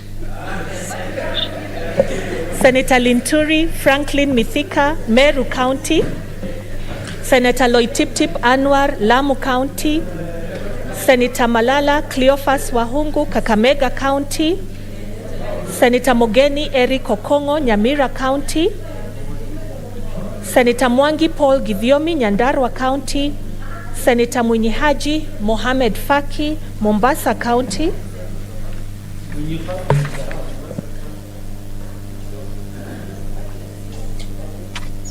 Madam Speaker, I vote yes.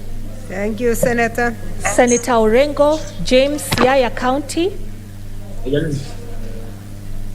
Senator Wario Golich Juma, Tana River County. Senator Wetangula Moses Masika, Bungoma County. Sasa, on Monday.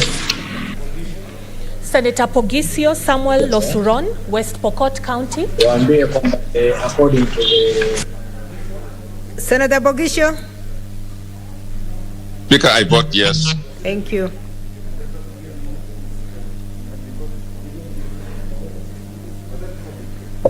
Senator Moi Gideon Kipsiele Towet, Baringo County.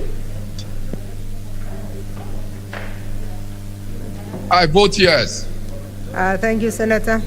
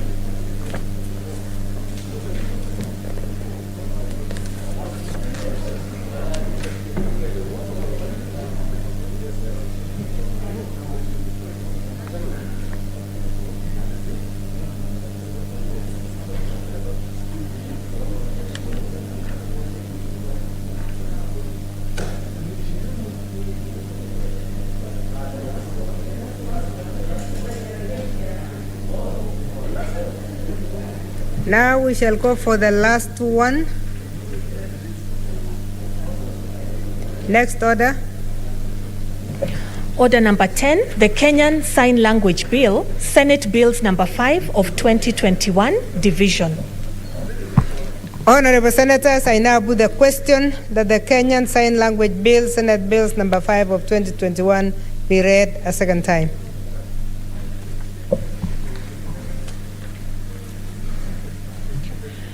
Senator Division. Adan Dulo Fatuma, Isiolo County. I vote yes. Senator On Ali behalf of- Abdullahi Ibrahim.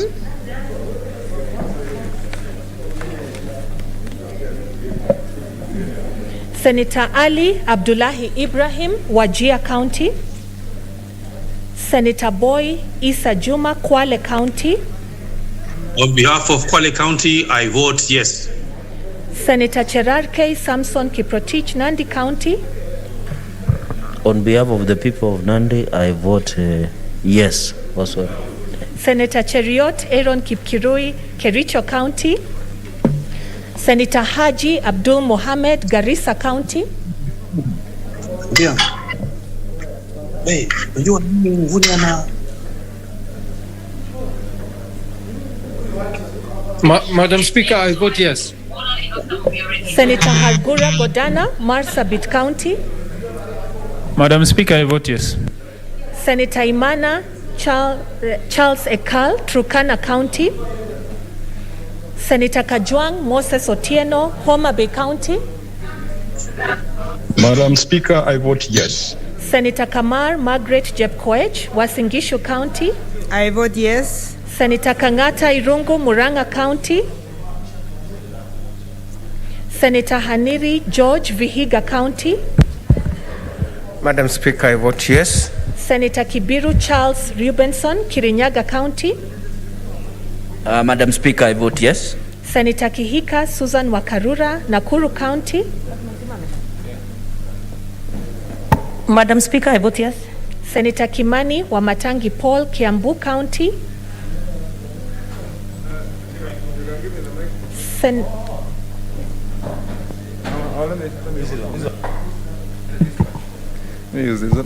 Madam Speaker, I vote yes. Senator Kindiki Kithure, Tharaka Nithi County. Senator Kirinyaga Ephraim Mwangi Maina, Nyeri County. Madam Speaker, I vote yes. Senator Langat Christopher Andrew, Bomet County.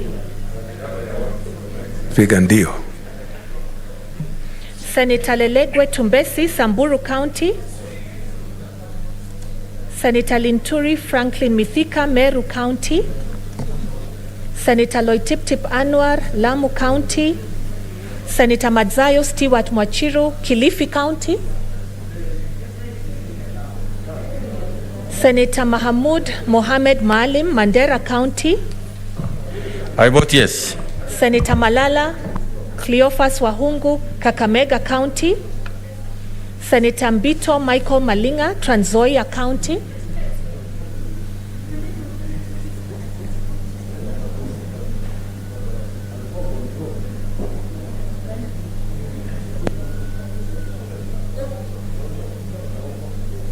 Senator Mbogo George Ochilo Ayako, Migori County. I vote yes. Senator Mogeni Eric Okongo, Nyamira County. Senator Moi Gideon Kipsielei Towet, Baringo County.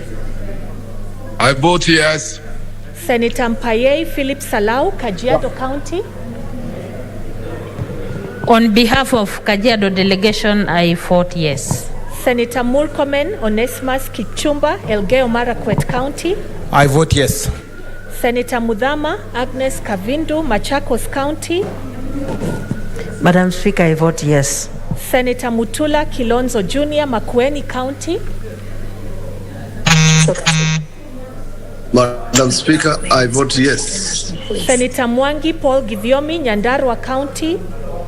Senator Mwaruma Jones Mwashushe, Taita Taveta County. Madam Speaker, I vote yes. Senator Mwinyi Haji Mohamed Faki, Mombasa County.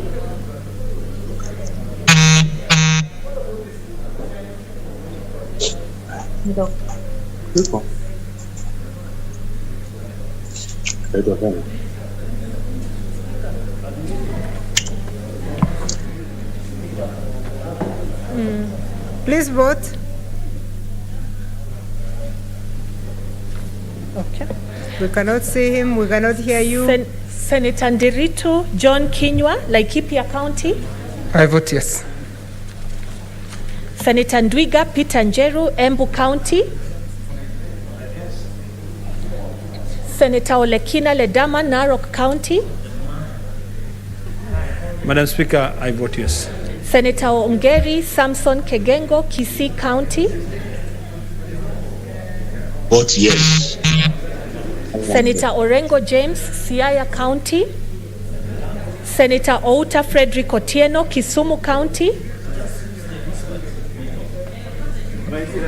Yes. Use the dispatch. I vote yes. Senator Pogisio Samuel Losuron, West Pokot County. I vote yes. How are you? Senator Sakaja Johnson Arthur, Nairobi County. Keep your statement. Yeah. There were about 10 people, so I would be asked you to log in. How are you? How are you?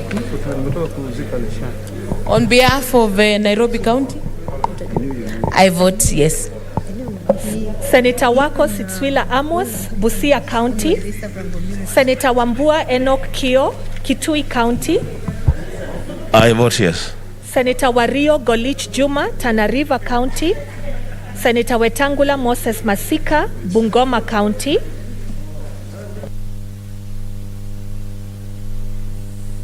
Let's do a quick run through again.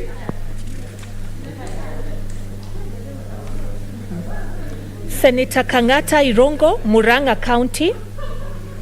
Senator Kindiki Kithure, Tharaka Nithi County. Senator Lilegwe Tumbesi, Samburu County. Senator Linturi Franklin Mithika, Meru County. Senator Loitiptip Anwar, Lamu County. Senator Madzayo Stewart Mwachiru, Kilifi County.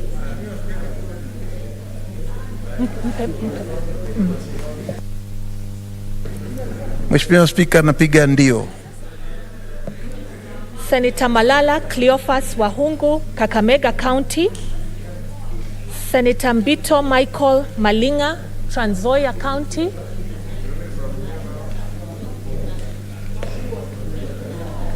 Senator Mogeni Eric Okongo, Nyamira County.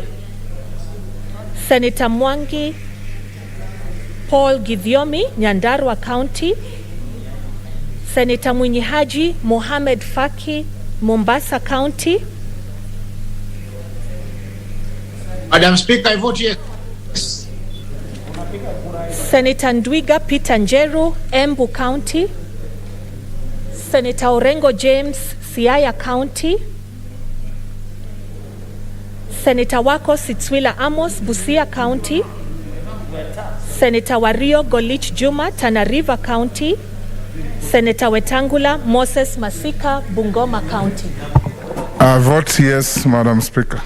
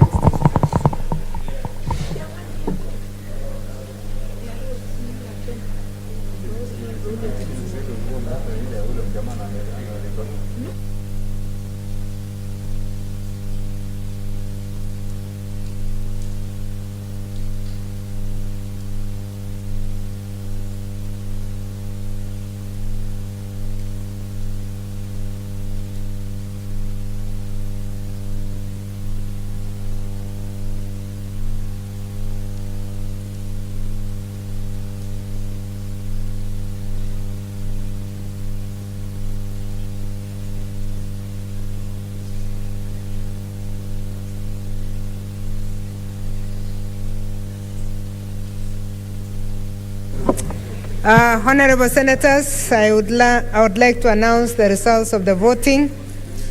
The first one being the vote on the motion for the adoption of the report of the Standing Committee on Finance and Budget on the county government's cash disbursement schedule for the financial year 2021-2022 and the approval of the county government's cash disbursement schedule for the financial year 2022.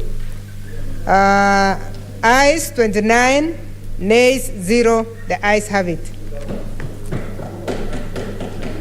The second one, Honorable Senators, is the County Government's Grants Bill, Senate Bills number 35 of 2021. Ayes 33, nays 0. The ayes have it. A bill for an act of parliament to provide for the allocation of conditional grants to county governments for the 2021-2022 financial year, the responsibilities of county governments pursuant to such allocation and for connected purposes. Okay. The second one? Go ahead with the second one.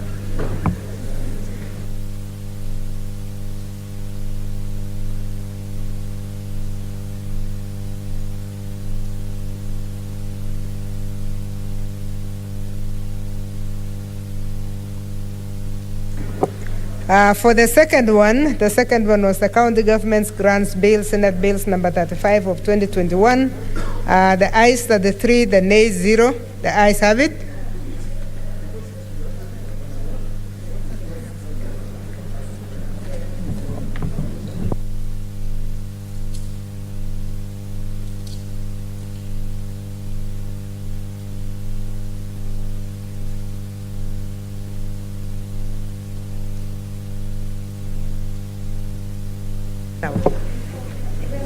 The third one, Honorable Senators, is the Kenyan Sign Language Bill, Senate Bills number 5 of 2021. Ayes 31, nays 0. The ayes have it. A bill for an act of parliament to give effect to Article 7.3b of the Constitution on the promotion and development of the use of Kenya Sign Language, to give effect to Article 54(1)(d), to provide for the inclusion of sign language in education curriculum, to provide the use of sign language in legal proceedings and for connected purposes. Thank you, Senators. We can now go back to the statement on Laikipia, and as I promised you, it's only 15 minutes that are remaining, because we have overshot our time on that statement. I want members to rebook. I can only remember 3, Senator Falhada, Senator Matsayo, and Senator Langat, in that order. So we'll get those 3, and then we will use the same. May I beg you that we now go for 3 minutes?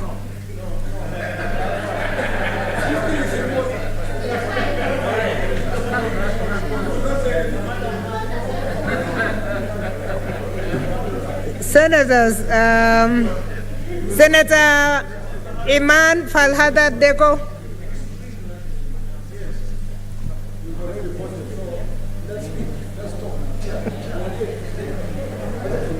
Madam Speaker, thank you for giving me this opportunity to join the rest of my colleagues to comment on the security issue in Laikipia.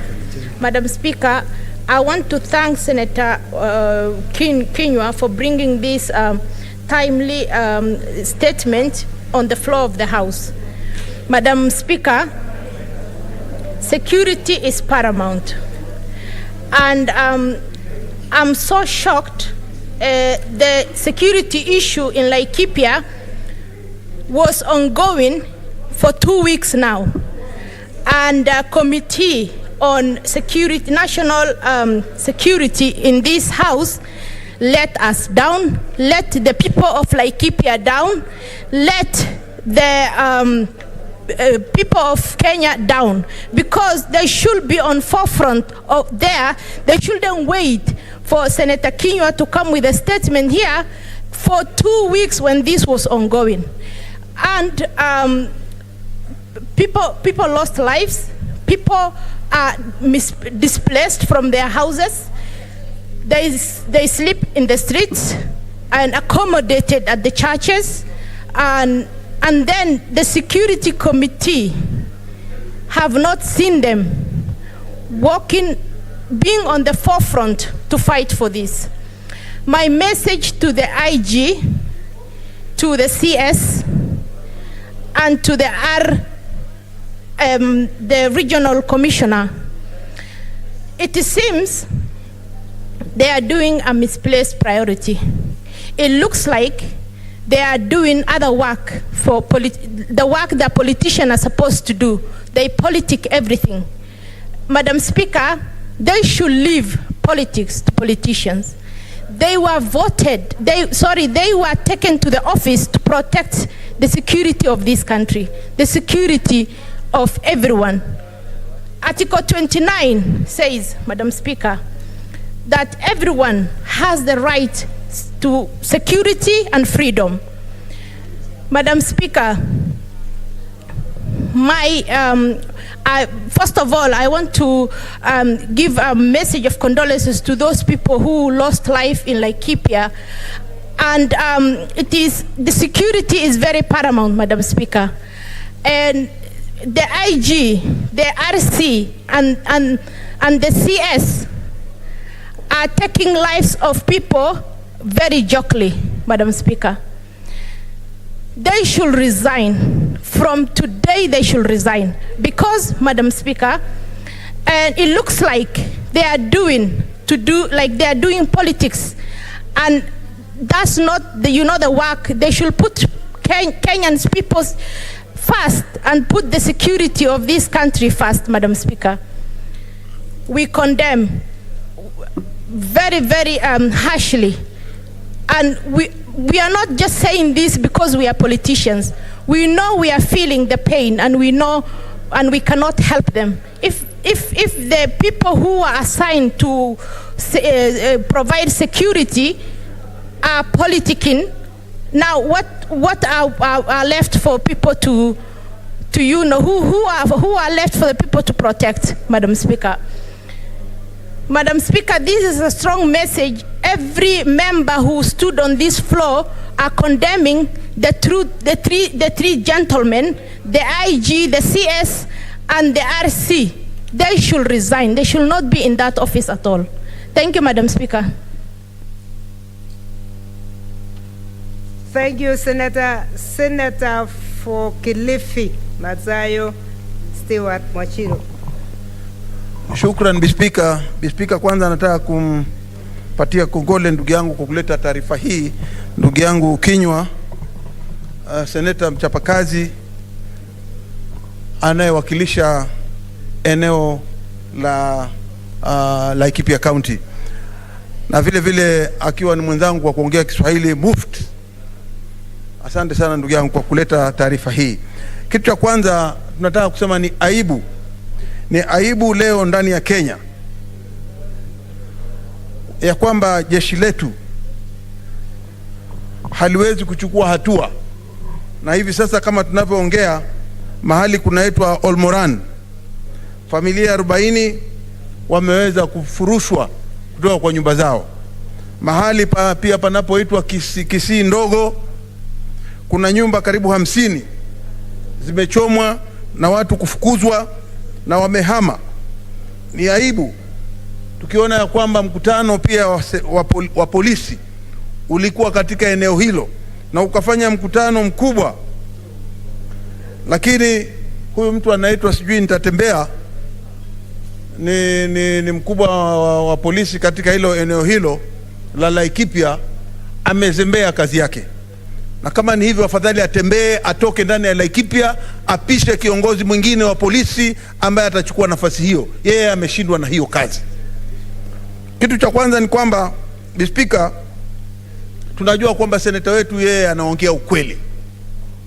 sijajua kama yeye anaweza kuongea kitu ambacho si cha ukweli, lakini kwamba akisema ya kwamba watu 50 wa Kenya, wazaliwa wa Kenya, wako na vitambulisho vya Kenya, ni wa Kenya halisi, wako na nyumba zao, leo zinachomwa, mali zao zinaharibiwa, waibaji wa mifugo wamechukua mifugo ya watu ambayo inawapatia rasilimali, at least wanapata kama maziwa asubuhi, wanaweza kuuza nyama, wanaweza kwenda kujipatia kujikimu katika mashamba yao, leo wanakuwa walalahoi ndani ya Kenya hii. Hilo ni jambo kwanza la kulaumu, ni jambo kwanza la kuweza kudhalilisha familia ambazo zinateseka sana. Bispika, tukiongea saa hizi ni kwamba wanaoteseka zaidi ni kina mama wale wanabeba watoto, ni kina mama ambao saa hizi wanalala nje, ni kina mama ambao wanalia dhiki imeingia katika familia. Bispika, ni jambo pia la kusikitisha ya kwamba mambo haya tulisikia yakitokea, lakini hakuna hata mmoja wetu katika maseneta walio hapa ndani waliweza kutafakari kama kitendo kama hichi kinaweza kutendeka ndani ya Kenya. Tunaona sasa katika Kenya, Mkenya anauawa na Mkenya mwingine, na alafu watu 8 wamekufa ndani ya Laikipia kufikia saa hizi. Huyu mtu anaitwa Ntembea, yeye anaketi pale anasema ya kwamba hana uwezo, amekuwa run over, yani amekanyagwa mpaka hajiwezi. Serikali yetu imekubaliana ya kwamba hatuna vifaa vya kuweza kuwazuia hawa watu wameingia. Sasa tunashindwa, ikiwa serikali jeshi letu tulionalo, hawa maaskari hawezi kuzuia, wanaogopa hata kuwafata hawa, wanaambiwa wameingia katika ile inaitwa Laikipia Conservancy, mahali ambapo wanyama wanaishi, wamewekwa hapo na wazungu ama wamewekwa hapo na watu fulani, mafugo inaibwa, inapitia hapo ndani ya hiyo conservancy, inaenda inafichwa huko ndani. Askari wanaambiwa wafateni, wamepita njia hii, wameingia ndani ya conservancy, askari wanakuwa waoga. Sasa ikiwa askari wanakuwa waoga, ni kina nani watawafuata kule ndani? Mimi nataka kusema ya kwamba uvamizi kama huu na watu ambao wanaiba mifugo, watu ambao wanaua watu ambao wanaleta maafa, wanaharibu mali za watu, serikali inatakikana ikae katikati. Na kamati hii yetu ya kulinda, ya security, inatakikana iende huko sasa mara moja, kuonyesha kwamba sisi tunafanya kazi na tunajali maneno ya wananchi. Iende huko, iangalie na ilete ripoti haraka iwezekanavyo, ili tuweze kuona ya kwamba amani imepatikana katika eneo hilo la Laikipia. Mwisho nikisema ya kwamba Laikipia ni Kenya, haiko nje ya Kenya. Laikipia ni Kenya, na Kenya ni lazima iangaliwe kisawasawa. Tukisema hivyo tunasema ya kwamba jeshi letu, hatusemi jeshi, askari ndio waende pale waangalie, kwa sababu askari wenyewe wanaweza kutuliza. Hatutaki wana majeshi wao wabaki kwenye maboda. Thank you, Senator.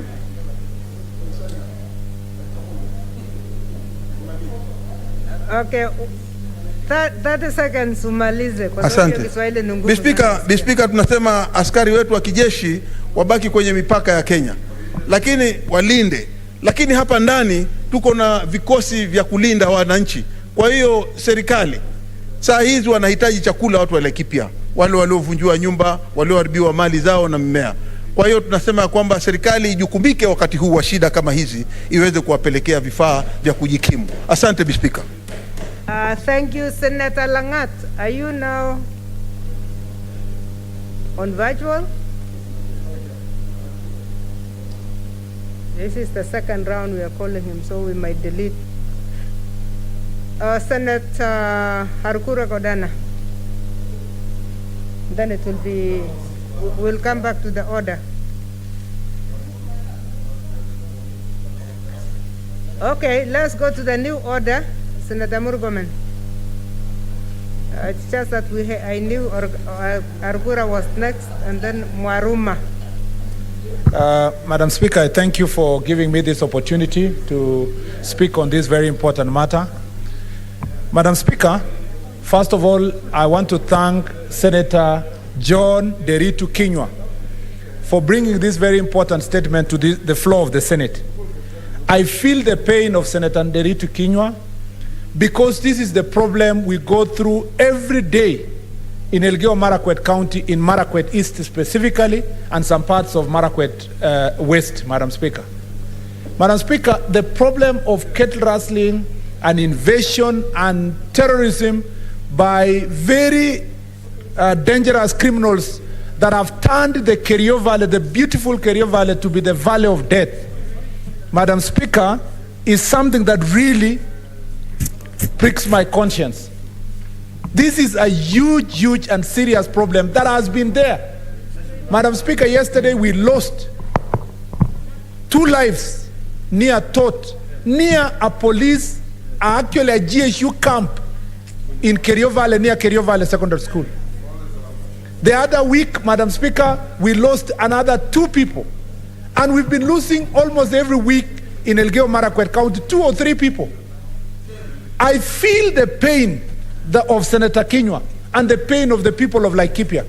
Because the pain of the people of Laikipia is the same pain that people of Baringo in areas like Mukutani are going through, Mr. Speaker, Madam Speaker. It's the same pain that people of Elgeyo-Marakwet are going through in places like Tot and Aror, Madam Speaker, in the larger Kerio Valley region. And I ask myself, where is the government? Madam Speaker, I can tell you, as a senator in this house, and even at a time when I was in leadership in this house, we tried our best to resolve this problem. It even reached a stage where the government acknowledged to the public that they are unable to provide enough security for the people of Laikipia and the people of the larger Kerio Valley region. And what did they do? A government policy was put in place that was put long time ago in 1970s, that we need police reservists who understand the terrain that these people are operating, these gangs and criminals are operating in. And as a result, Madam Speaker, I was in Laikipia with the Deputy President when the, Madam Speaker, the reservists of Laikipia were launched. And I can tell you, Senator Kinyua at that time was asking to be elected to be a senator. But we were there, and the reservists were launched. We went to Baringo, and for the first time, reservists were given to the people of Baringo. We went to Kerio Valley Marakwet side, and we went to West Pokot. And as a result of that, there was a little bit of silence and lull, and peace, Madam Speaker, when on this situation of cattle rustling. But what happened? After this thing called handshake, and the new government of coalition government of handshake of second term, do you know what happened, Madam Speaker? The Cabinet Secretary of Interior issued a national memo that they are going to do away with the reservists. There was no policy that was put in place. It was just a mere memo. I brought a statement to this house, and that statement is still pending in the Security Committee that was then chaired by the late Senator Haji. The question of police reservists has not been resolved, despite the fact that the people of Kerio Valley found that to be part of the solution to the problems they are going through. And then you have a regional commissioner called Mr. Natembea, who wants to be a governor in Trans Nzoia County, but makes statements that, Madam Speaker, defeats logic. Who, such a person will be whose governor? A person who announces to the Republic of Kenya that the thugs have more weapons than the government of Kenya. How many billion are we spending in this country to buy weapons every year in an account that is not even disclosed to the members of public? And then we come here and confess to the public that we are not going to provide for you security. Then why is government in place? Why do we have cabinet in place? The cabinet and the president and everybody should resign if the people of Laikipia cannot get the security they want, and the people of Elgeyo-Marakwet, the people of Baringo, the people of Kerio Valley. If government exists because citizens have donated their power to them so that they can be able to provide security. The most single important responsibility of government is providing security. And if by confession of regional commissioner, the Inspector General of Police, the Minister of Interior, the government as a whole, Madam Speaker, they are not discussing this issue, then it's a shame.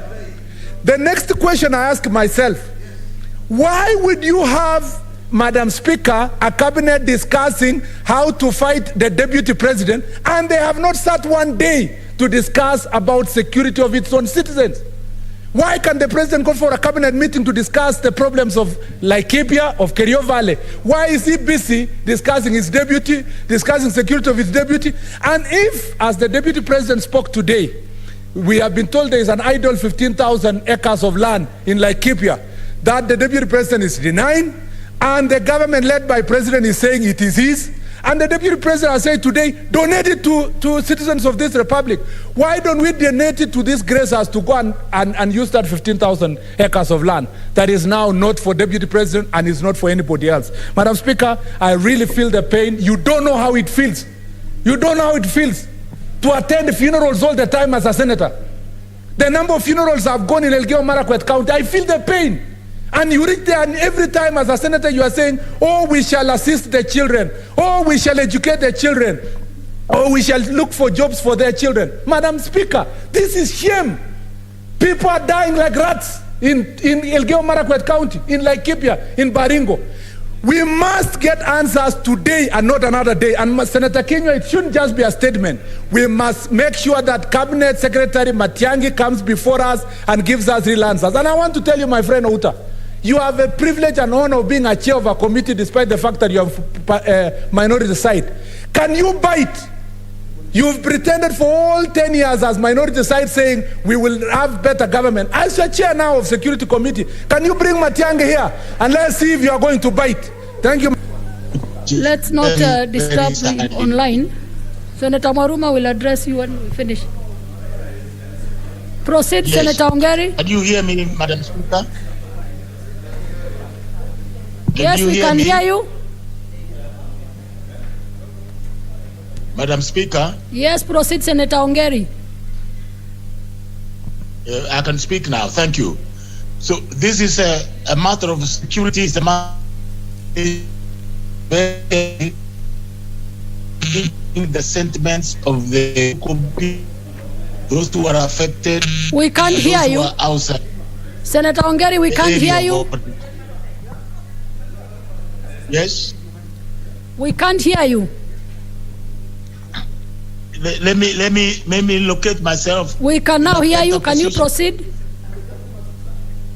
Let me be in a place where you can hear me now. Yes. Can you hear me? Can you hear me now? Yes. Yes. So I was saying, Madam Speaker, it's not an issue that we want to take lightly. It's a matter that we must try to understand and be able to deal with it more carefully to the finality so that we can be able to bring both communities together. The minute we start with the blame game, I think we have lost it all. One of the things I remember in 2007... Senator Ongeri, we can't see you. The problem. We can't see your face. Can you see me now? No, you are in a very dark place. But I'm in the light. Yes, that is better now. Yes, what I'm saying that one of the issues that we witnessed in 2007 that brought some difficulties was the level of violence that was escalated at that time, and the issue of the humanitarian crisis, which we're beginning to see now today, as a result of political differences or political issues that required to be fixed. And that was the basis upon which we had a 4 agenda by Kofi Annan to stop the violence, fix humanitarian crisis, find political settlement, and fix long-term issues. I still think these issues stand fresh today, and we need, as members of this Senate and members of the Kenyan community, to sit down and be able to discuss them more soberly. You will notice that one of the things that has taken place is the issue of the Kisi Ndogo, where we had a number of Kisis massacred. Hopefully, I hope not, as a result of one of us being the Minister for Interior. And I think some of us, let us be plain and clear. Cabinet Minister Matiang'i it can only discharge a collective responsibility of cabinet. You cannot bring it and say that he is condemned when he actually carries out the mandate of the cabinet. And I think it would be wrong to try and attack him on the floor of this house at this stage. It won't look right. What we should be looking at, how do we strengthen the communities in that region to be able to be safe? How do we strengthen the surveillance system to be able to bring order and security in that area? How do we galvanize the warring factions to sit down on the table and be able to discuss soberly and arrive at a permanent and lasting solution? How do we get the Kenyan communities feeling safe so they don't have to start running away from the place where they have settled? I think that is the issue that should be before the Senate. That should be the issue upon which we should be canvassing. And I really sympathize for the loss of lives. I think the government is trying its best. I'm not supporting, I'm not on the government side, but I think they're trying their best. And one of the things that I've noted is they've been honest enough to say that some of these bandits have some superior weapons that they don't know where they've come from. And that's where we should be investigating. Where have they come from? What has happened in this region that we cannot hold the security systems into place and be able to stop this menace which is going on with abandon? And my suggestion at this stage, let us approach this matter soberly. Let us not try and play the blame game on the officers, Cabinet Secretary of Interior, or the IG, or the Regional Commissioner Natembea. Let's not go that direction. I think it will be a wrong direction. Let's look for the lasting solution and be able to examine the statement that has been brought by Senator Kinyua, so that we can understand the genesis of this problem and gather the root cause and try and be able to address the matter which is before the Senate today. And I really want to plead for soberness. One of the things that we want to look at is at the area of these boundaries. Have they been clearly demarcated? This is a constitutional matter. And I think it's both the responsibility of the cabinet and also the responsibility of the legislature to ensure that the boundaries that are there, that exist, are the boundaries that people are happy with, boundaries that people can live with, rather than at every moment they bring about the escalation of this rather unfortunate situation. We should also look at the question of land reforms. And I think this has been on the table for many years, and one of the major problems that has created this difficulty is this issue of land and the ownership of land in some of these conservancies and some of these areas. And this is an area where we can easily look at and be able to support the communities that are living around there to coexist peacefully. And of course, this language of impunity, I don't think we can live with that impunity, because it's the genesis of all these problems that we are beginning to see today. Madam Speaker. Your time is up, Senator Ongeri. Your time is up.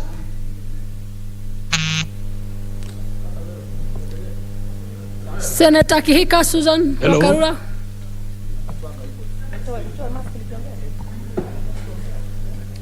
Thank you, Madam Speaker. I rise to first congratulate. Just a minute. What point of order, Senator? When the Speaker was leaving that seat, in the new order, she said that the first person was Senator Murkomen, the second was supposed to be me. How come now every other person is being given that thing? Unless you don't want me to talk, I can still leave. I have no problem with anybody talking. I was just following what is listed here. She said the first person is. She said, but not me. So at the moment, I was following what is on the screen here. So for the time being, let us have Senator Wakarura. And Madam Speaker, you know, in the previous one, you will be next, Senator Mwaruma. Senator Wakarura, please proceed. But I'm respecting the speaker. What's wrong with you? Senator Susan, please proceed. Thank you. Thank you, Madam Speaker. And I also rise to support this statement by Senator Kenyua of Laikipia, who is who happens to be the speaker for my mother, the senator for my mother, sorry. So it's a very important statement here. No, that's on a light note. I see there's a disturbed senator there, so I was giving him time to calm down. But anyway, on this very important matter, Madam Speaker, I'm also quite disturbed that it has been happening for the last week or so, or a little over that, but we have not seen any concerted government action in being able to stop these bandits or whoever they are to make sure that peace is restored. We have seen the people dying, being killed, or rather being murdered actually. We've also seen livestock being burnt alive, homes being destroyed, burnt as well, and people displaced. I'm also actually quite surprised to see the good senator of Kisii, Professor Ongeri, who generally is very good and has a very good grasp of matters that happen nationally, trying to castigate members for saying that Cabinet Secretary Matiang'i, as well as the IG, should resign. It's actually a shame when a member of the opposition, instead of offering some oversight, is here trying to cleanse his clansman Matiang'i. So I stand to add my voice to those who say that the Cabinet Secretary Matiang'i and the IG and Natembea and everybody actually in that line, if we were any civilized nation, those people by now would have resigned. But instead what we have been seeing is being subjected to see the CS Matiang'i having catwalks all over the country, opening cattle dumps and whatever it is he's been opening in the last few days, and yet not addressing this very, very serious security situation. So I also add my voice to those who say that a responsible CS, if he was, by now he should have resigned, because clearly he has been unable to manage his docket and he doesn't seem to have a plan. He seems to be clueless, and that is why we continue having these issues. So Laikipia is happening now, but we have seen it in other parts of the country, such as the Kerio Valley and other places. So we are also saying that I'm also saying that if the police are unable to restore order, it is so serious that then the army should be deployed to go do that. We can't just say that the army should be guarding the borders when we clearly seem to not be able to have the police restore order in that place. We've also seen the cabinet secretary catwalk to the parliament, where he has actually invited himself, that is the National Assembly. So I'm also going to be asking my neighbor, and I call him neighbor because he knows what I mean, Senator Outa. Senator Outa, we shall be watching you. When the cabinet secretary is invited, or I'm assuming you will be inviting him quickly, actually, he should not come there to be sanitized. He should not come there for members to be falling over each other trying to praise him. That is why he has a big head, both figuratively and actually, because he's praised when he should actually be being held accountable. So we expect that the Security Committee will do the right thing, will hold that ministry accountable, will make sure that what needs to be done is done, and we do not see a praise and worship choir. And if that is the case, members, we should impeach these chairmen and vice chairs and their members from those committees. So we expect you. But I know, Senator Outa, you are up to the task. So, Madam Speaker, I do support this statement that is very timely by Senator Kenyua, and we do expect and hope that we shall see them brought to order, and we shall see order restored in Laikipia, and we shall see that Kenyans who are, Laikipians are also Kenyans. And actually, as I sit down, as I see my time is running, I was also shocked to see the Regional Commissioner Natembea talking about the bandits having more heavy power weapons than the government. That is actually very, very shameful. And in fact, if that is the case, then we have a bigger problem than most of us probably are anticipating or seeing. And sometimes I also wonder, is this a bigger picture than what really is? We have had people talking about moving elections to a later date, but to do that under the Constitution, you would have to have a war in the country. So we need to make sure that these crazy people here are not acting up and setting up the country so that then they are able to achieve what they were not able to achieve through the courts. And Senator Kenyua, I support And if possible, we need to see the security committee take its rightful place and do. Senator Mwaruma Janice Mashushe.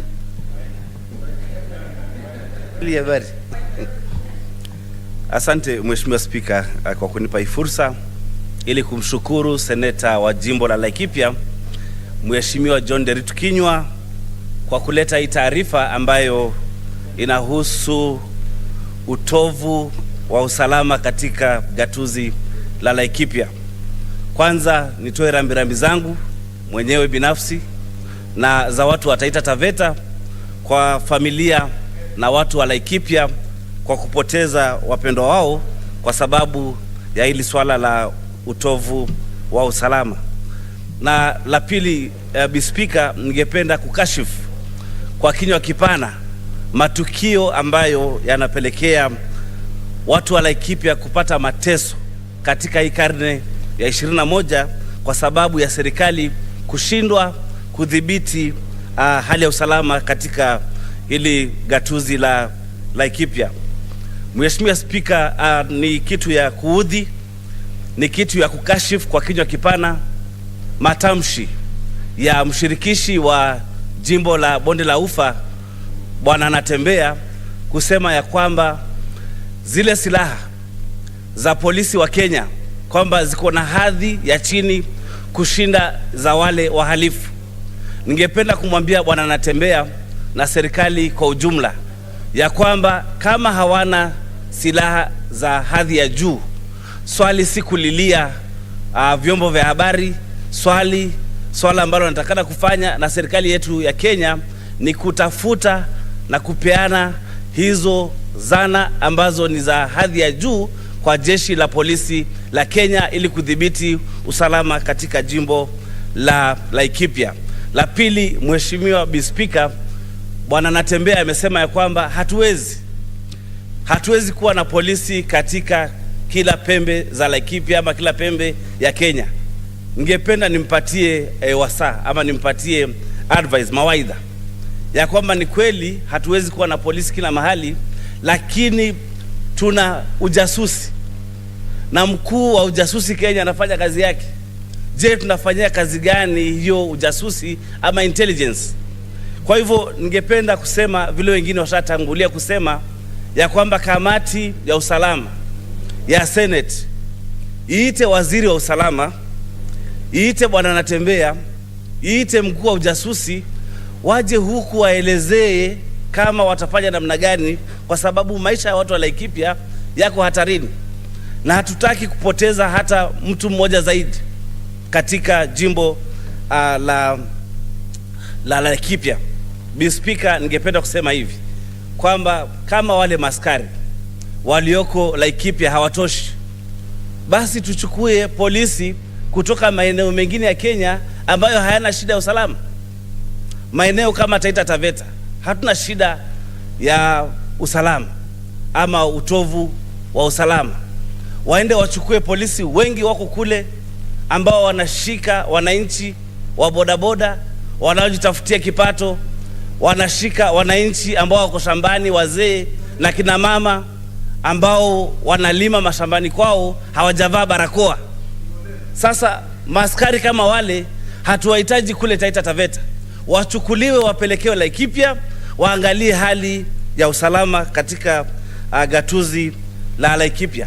Na jambo lingine ambalo ni la kuudhi, Speaker, ni kwamba katika karne 21 haitakikani tuwe na economic activity ama njia ya kujitafutia kipato kupitia kuiba ng'ombe.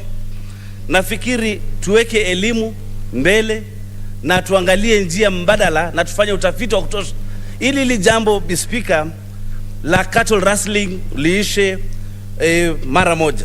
Kwa hivyo nasema kwa kumalizia, Speaker, ya kwamba tuite hizi taasisi zote za usalama ili tuwaulize maswali magumu hapa katika Senate na tufanye committee of the whole, kwa sababu tusipouliza maswali magumu basi maisha ya watu wa Laikipia yataendelea kuwa magumu.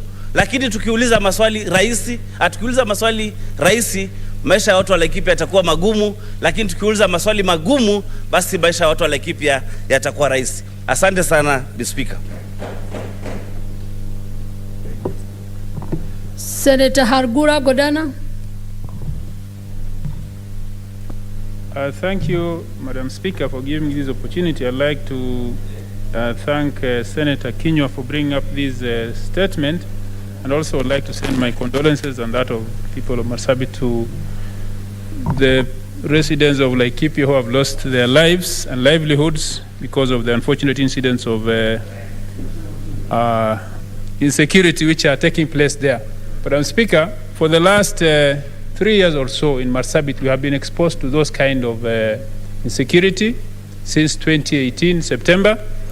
And what the government is doing there now, the way they are reacting, is not surprise to some of us. Kenyans have been fighting each other using illegal firearms.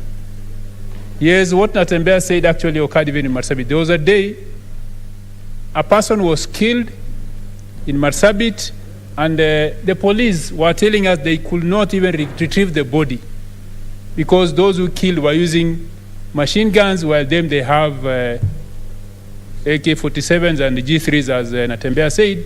But the worrying thing is when you know you're in that kind of a situation and the government is not addressing the problem of illegal firearms, then this is what happens. With the time, the government has not been providing security to the arid parts of these countries. That is why you will find these illegal firearms are there, because people have to arm themselves to protect their lives and livelihoods. But along the way, the government says that the practical way to provide security is to recruit National Police Service, or Kenya Police Reservice, as they used to call them, within the communities. Those who understand the terrain, those who will be living within the communities, who will be protecting themselves and their livelihoods. And it had assisted for a long time. Like in Marsabit, it has been there for a long time, until sometimes, I think a year ago, when we are told that the National Security Council decided to withdraw the NPRs. Then you ask yourself, if the government had before realized that it cannot provide security to all parts of this country, and it had come up with a solution of involving the citizens in provision of security, which had worked, then all of a sudden, people just decide to withdraw those NPRs, and the situation has been getting worse because those with illegal firearms are not disarmed. Now you disarm the one you can, who are the NPRs. Exposing those who don't have illegal firearms to this kind of situations we are seeing in Laikipia. We have lost lives and properties in Marsabit until the violence came to the town itself.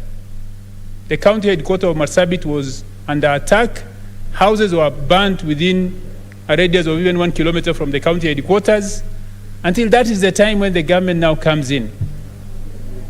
That shows that it's not practical for the government to provide security everywhere, but that issue of NPR, and we have insisted severally to the CS, Matiang'i, that the best way to contain this kind of violence is to recruit the NPRs. If there was a problem in how they are recruited before, then they need to be vetted, armed, trained, and be put under police stations or police posts so that they are reporting on daily basis to the police officers, and they will assist them in provision of security.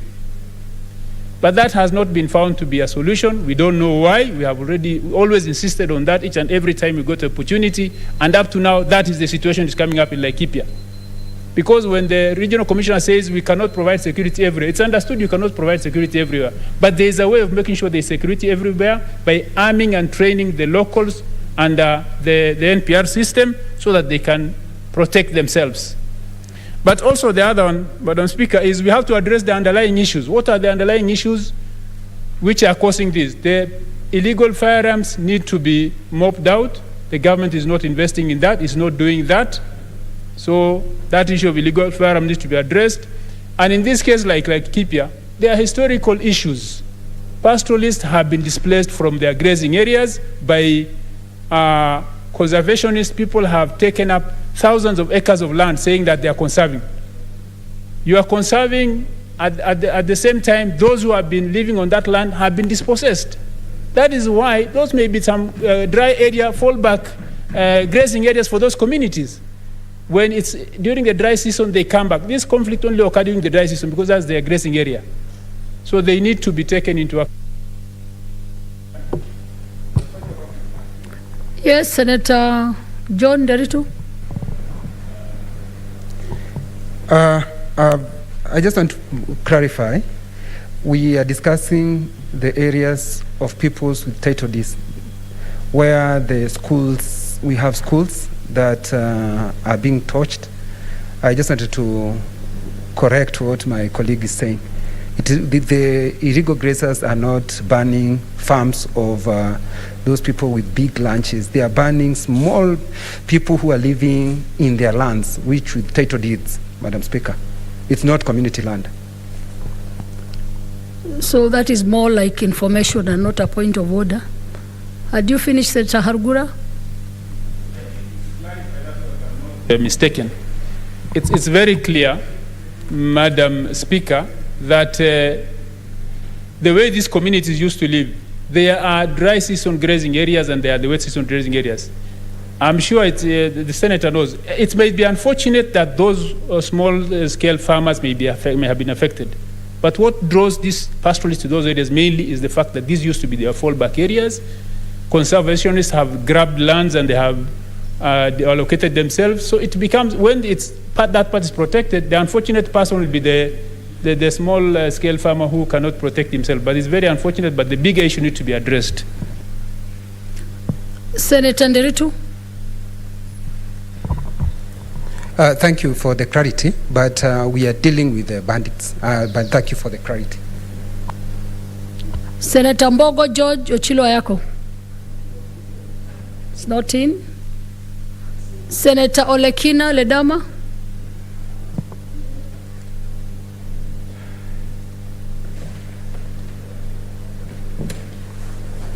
Madam Speaker, let me begin by thanking you for allowing me to make my contribution to this statement, which I fully support, that has been raised by my colleague, the Senator of Laikipia. Madam Speaker, from the onset, I want to say that historical land injustices is the cause of all these problems that we're experiencing in Laikipia. Laikipia County is a bedrock of the historical injustices.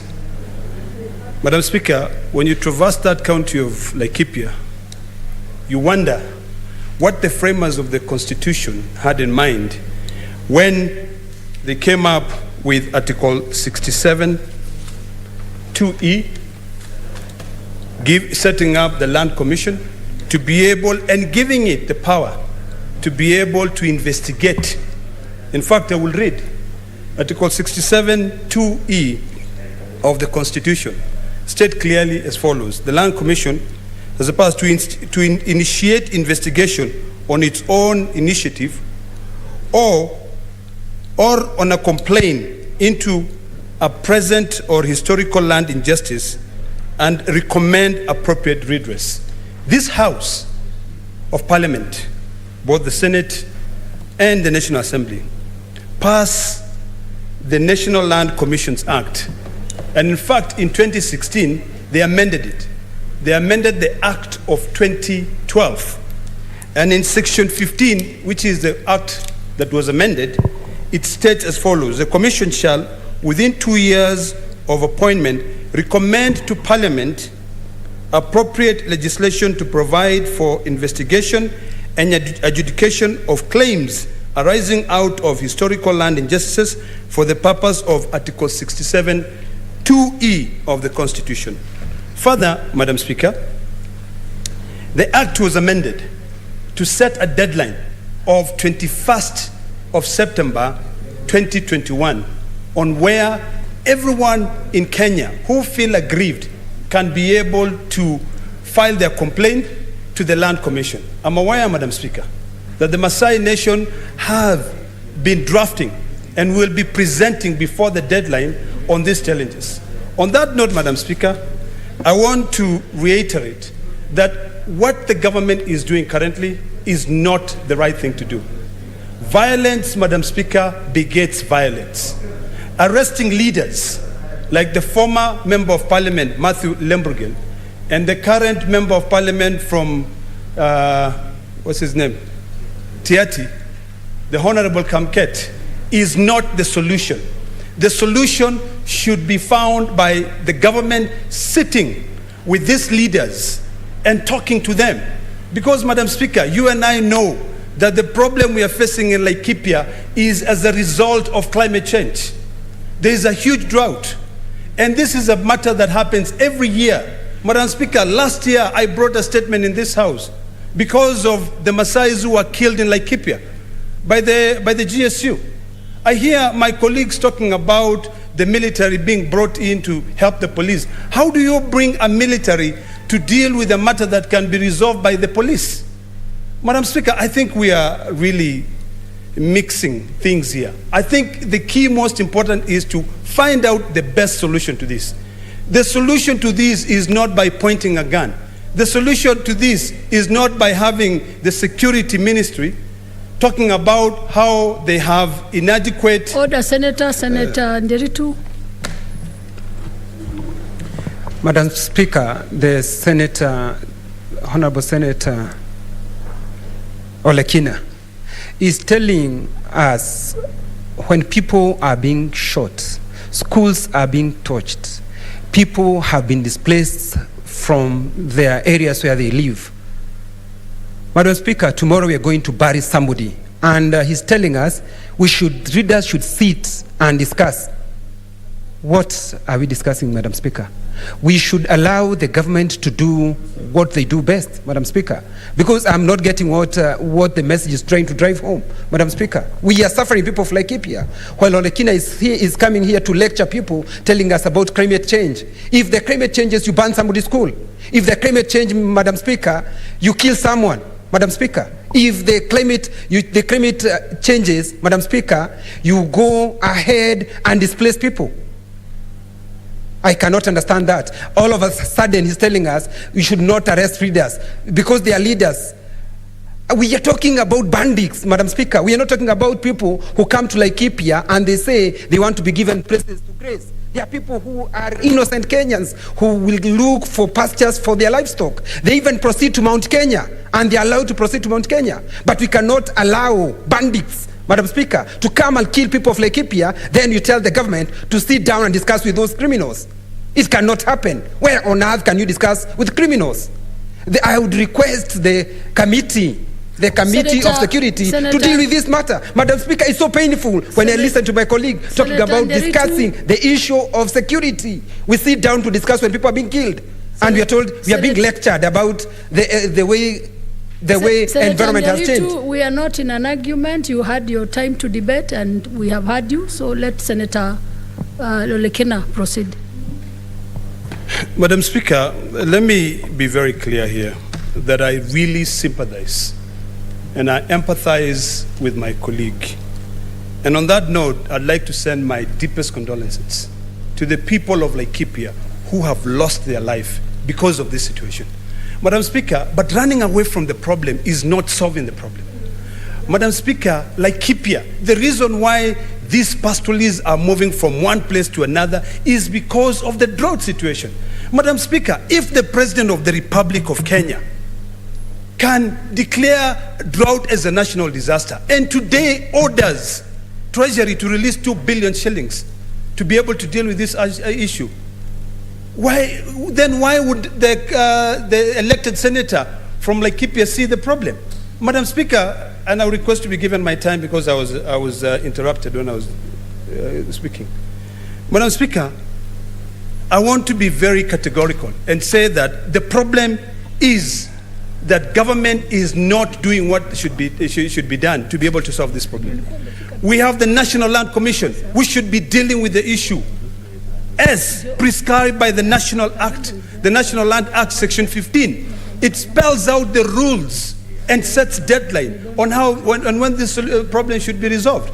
So, Madam Speaker, this issue is not just an issue of people going crazy going gaga and going out there and taking guns and shooting people. There are people who are competing for pasture.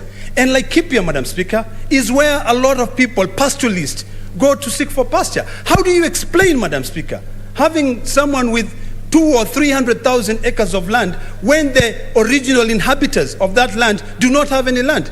Madam Speaker, I really want to state it categorically.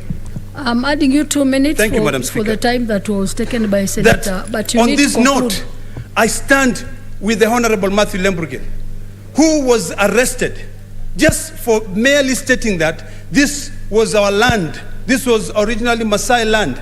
And that Maasais are not interested in the land. They are only interested with the green pasture. Madam Speaker, the problem we have can be resolved by the government sitting with the leaders and the local community to be able to address these challenges.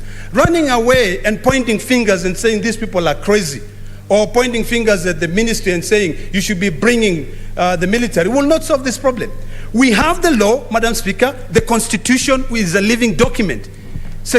Article 67 of the Constitution set out the Land Commissions Act, and it says clearly that they should advise Parliament on what should be done. There is a law, and I want to invite my brother to go and get the National Land Commissions Act and look at Section 15. It spells out clearly what should be done. So, Madam Speaker, unless we are willing to resolve this problem, or unless we are not willing to resolve this problem, then we will come here and point out fingers and say that our community is being fought. Let us stick to the rule of law. Let us look at what is happening. I want to thank the President for having recognized that the drought is a national disaster. We're not asking for people to fight on a daily basis. All we're asking for is for people to get food. Madam Speaker, I want to call upon the Ministry of Interior to sit down with these leaders, saying that this land is Maasai land. It should not be an offense that you are taken to court. It is historical. We know it. That land was occupied by the Maasai. It was taken away from them. So we will never be able to resolve this problem. Laikipia is having those challenges. Finally, Madam Speaker, let me reiterate, we have a legal framework, we've got a process. Arresting leaders will not solve the problem. The people of Laikipia, the pastoralists, need to be listened to. They need to sit down with them and find a solution. We cannot be fighting on this issue on a daily basis. This year is only evident because next year is an election year. That's why everybody is up in arms on that issue. Analyze, Madam Speaker, if you may allow me to. Your time is up. I added you 2 more minutes. 1 more minute, please. Just the last. You need to conclude, Senator Oledam. Madam Speaker, let me finalize by saying this.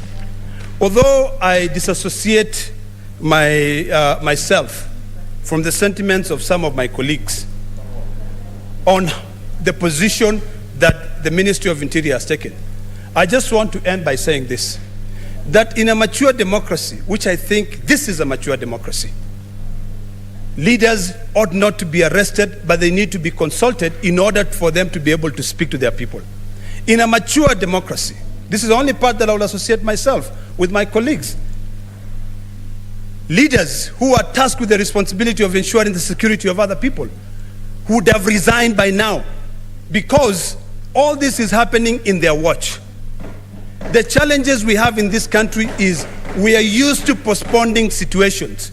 We've talked about ADC, Madam Speaker, in this parliament. There's thousands and thousands of acres of land in Laikipia, Mutara.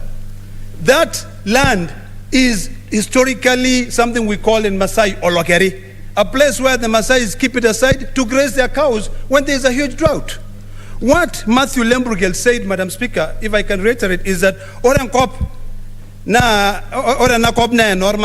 he's just saying this is a Maasai land. He did not say that now everybody should go out there and fight. So, Madam Speaker, I rest my case there, and I hope that we'll be mature enough to follow the rule of law. Senator Ephraim Maina, are you still there? Senator Ephraim Maina on Zoom. Not there. So we move to Senator Langat Christopher.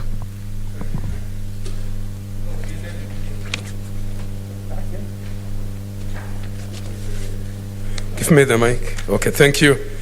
Thank you, Madam Speaker, for also giving me this opportunity to add my voice on this. First, may I condole with the families who have lost their relatives in Laikipia. It is so painful that most of them are just ordinary people who are not armed, but they were just attacked and they were killed. And I want to say that, Madam Speaker, it is so important to understand that banditry in this country is becoming alarming. And I want to say that it is very unfortunate that the government is always on the reactive part of fighting. They just sit comfortably until the time when these particular attacks start taking place. We would like to ask the government very clearly that banditry in Laikipia is not taking place for the first time. It has been there in Samburu, it has been there in Turkana, West Pokot, and those particular places for so many years.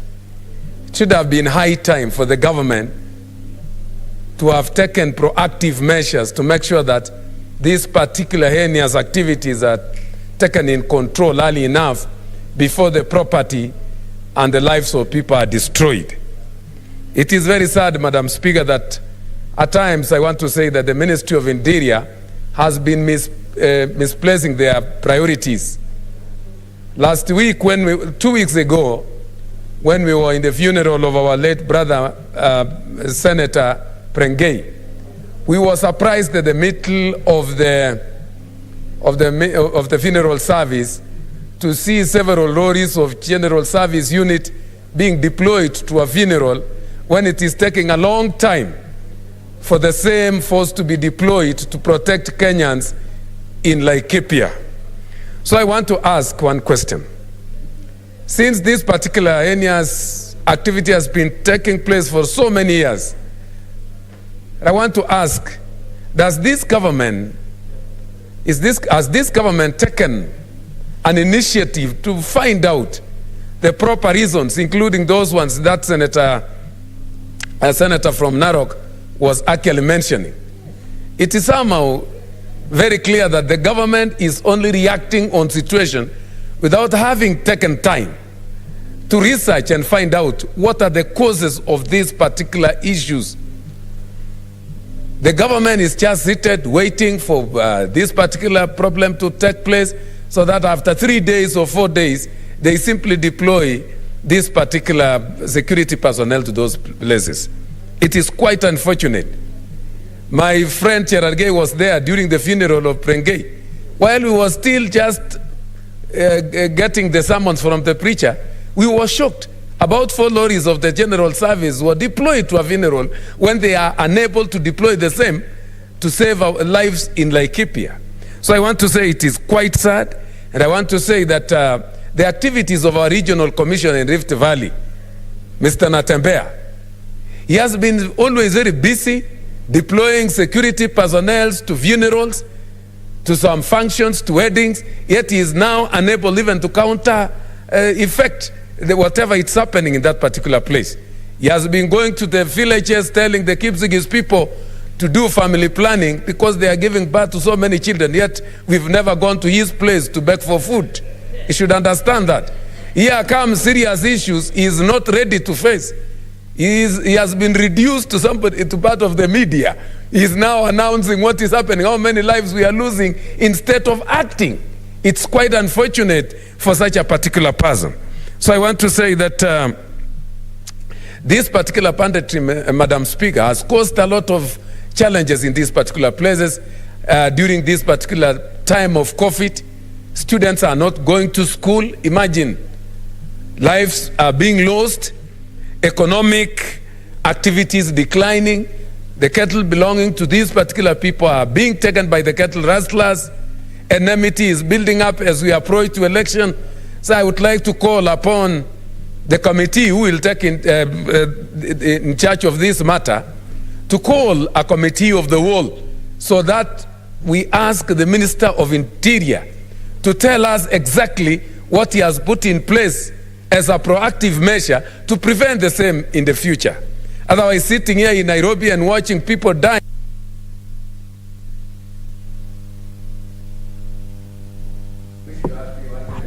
Just 1 minute, Senator Langat. Yes, otherwise I would have said, You would have thank said you. Thank you for adding me this particular 1 minute to say that the Minister of Interior should be invited here to the Committee of the Whole so that we ask him very loud questions that he must answer. Thank you, Madam Speaker. Senator Makori Beatrice Kwamboka.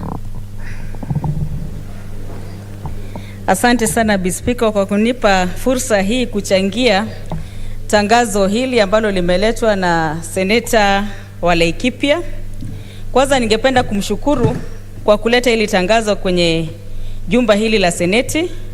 Kwa ukweli ni uchungu sana tunavyoona yale maneno ambayo yanaendelea kule Laikipia.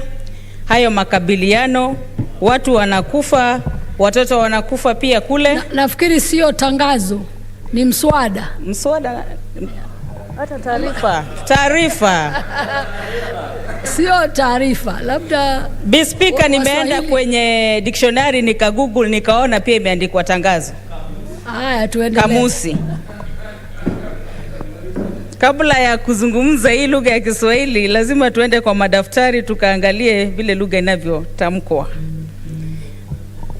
Bispika, ni uchungu sana kuona yale yanayoendelea kule Laikipia. Wakati ambapo tuko na janga la COVID, watu wanaumia kwa sababu ya COVID. Wakati huu kwenye hiyo vita unaona shule zimefungwa. Sijui watoto wetu wataenda wapi. Kuna wale watoto ambao wanafaa kukalia mitihani ya kidato cha 4, darasa la 8, hata yao madarasa mengine. Ni uchungu sana tunavyoona wamama wanavyolia. Katika runinga zetu za televisheni, ukifungua televisheni wakati wa habari za mchana, usiku, kila mara ni kilio kila wakati.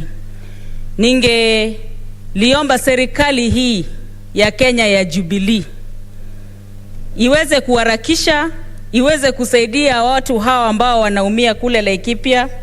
Maafisa wa polisi ambao wanatakikana wao wanasuluhisha jambo hili, waende kwa haraka sana, wajue ni nini kinachoendelea. Kwa sababu hata wakati huu tunaposema kuwa pengine ni CS fulani ama nani, sio wakati wa kurushiana mikono ama kupeana lawama. Ni wakati sisi wote tukae kwenye meza, askari wote ambao penye wapo waweze kufika pale, waweze kuokoa maisha ya binadamu ambao iko kule. Na kama kuna ukosefu wa askari, upungufu wa askari ambao wasiotosha, ni vyema tuelezwe na hii hali iweze kuangaliliwa haraka ipasavyo, kwa sababu mwaka ujao ni mwaka wa siasa na ni mwaka wa uchaguzi, na tunavyoona mambo yanavyoendelea hivi sasa hivi si maneno mazuri.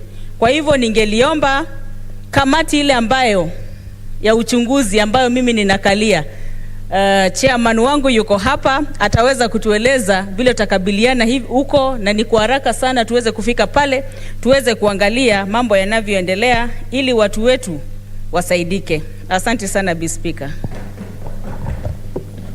Senator Mudhama Agnes.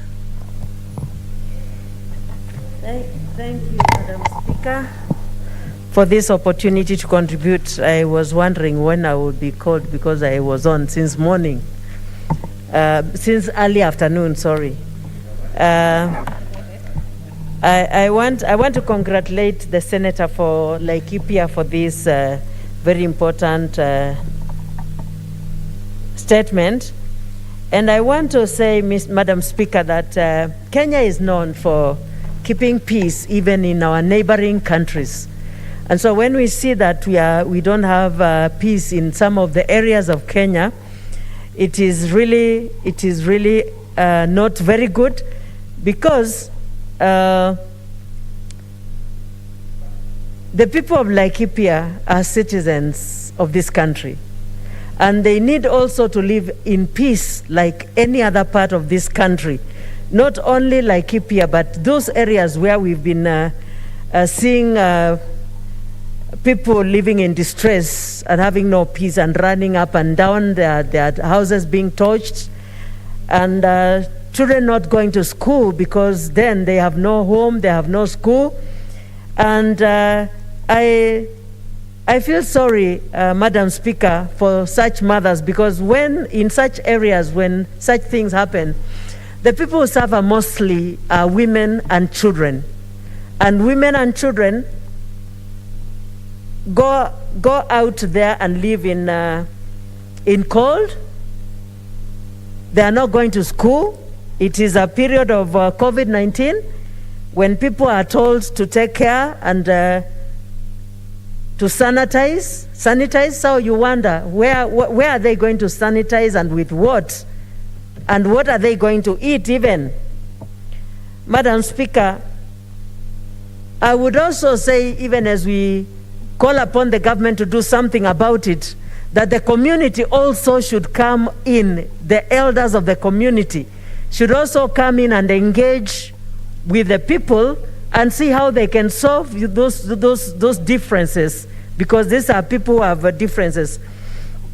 And the elders should be able to help the government also in doing whatever the government is supposed to be doing.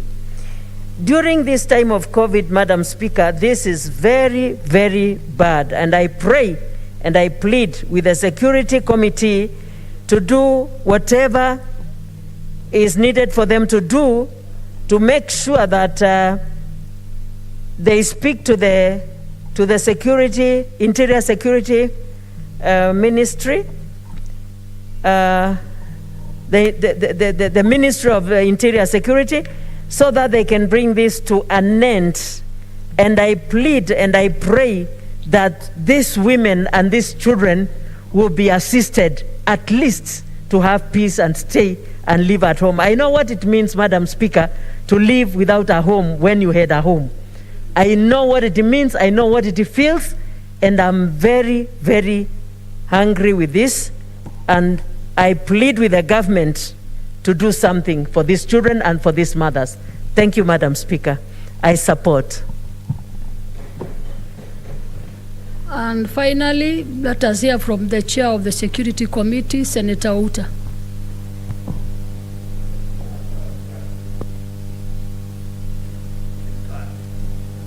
Thank you, Madam Speaker. Madam Speaker, let me take this opportunity to thank the Senator of Laikipia for this statement before this Honorable House. I want to assure you, Senator of Laikipia, my good friend, that this is a matter of national importance, and we have seen that it is a responsibility of the national government to protect its own citizens by all means. And if you read on chapter 14 or the article 238 on our constitution, it provides that it is the national security that provides protection of its own citizens, that is Kenyans, their property, their freedom, their integrity. And on that matter, this is more urgent for us as a committee, that I want to assure you that on Monday, this coming Monday, my committee will be on the ground.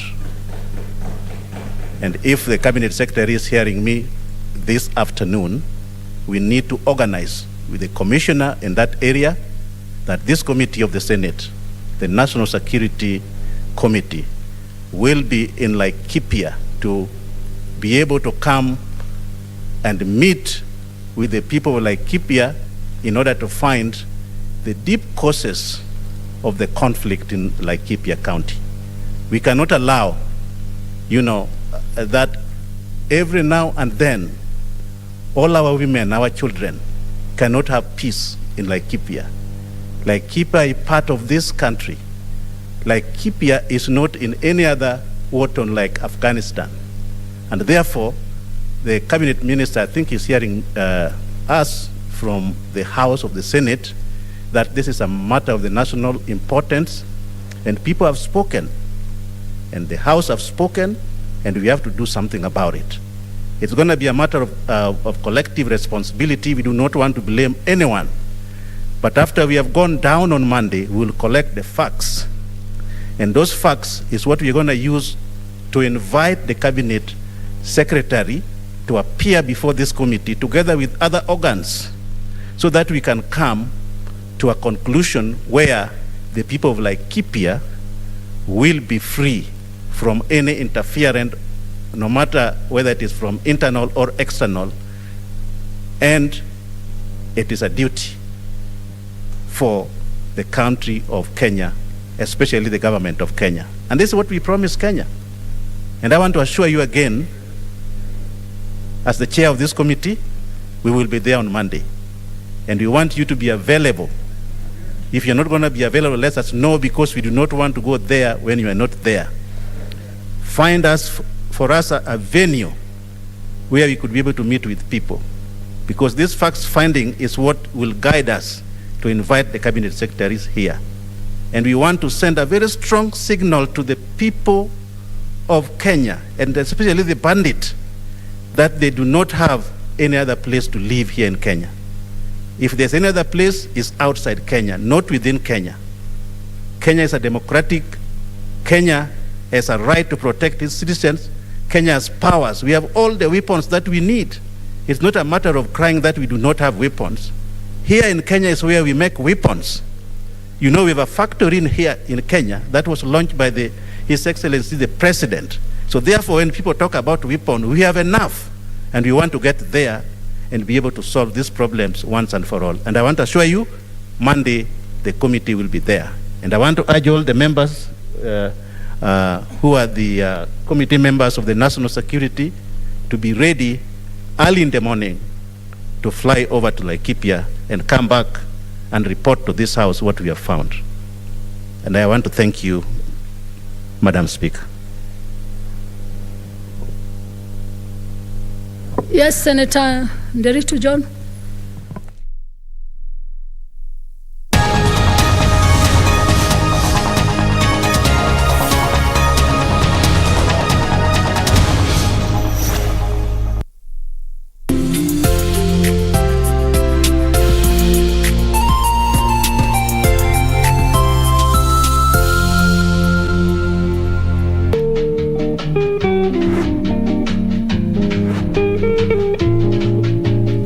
Mtu mkubwa hivi una simu? Mimi kuongea tu alafu ukirudisha utapata missed call. Namna gani? Nikienda hivi wakatoa findikwi.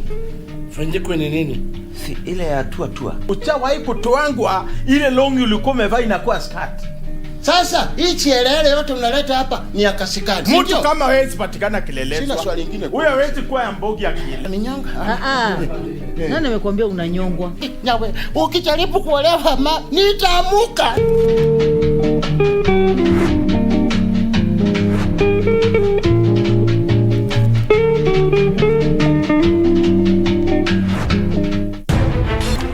Someone is stealing from us. And their unfulfilled love. You're going to be my next victim. The Amazons.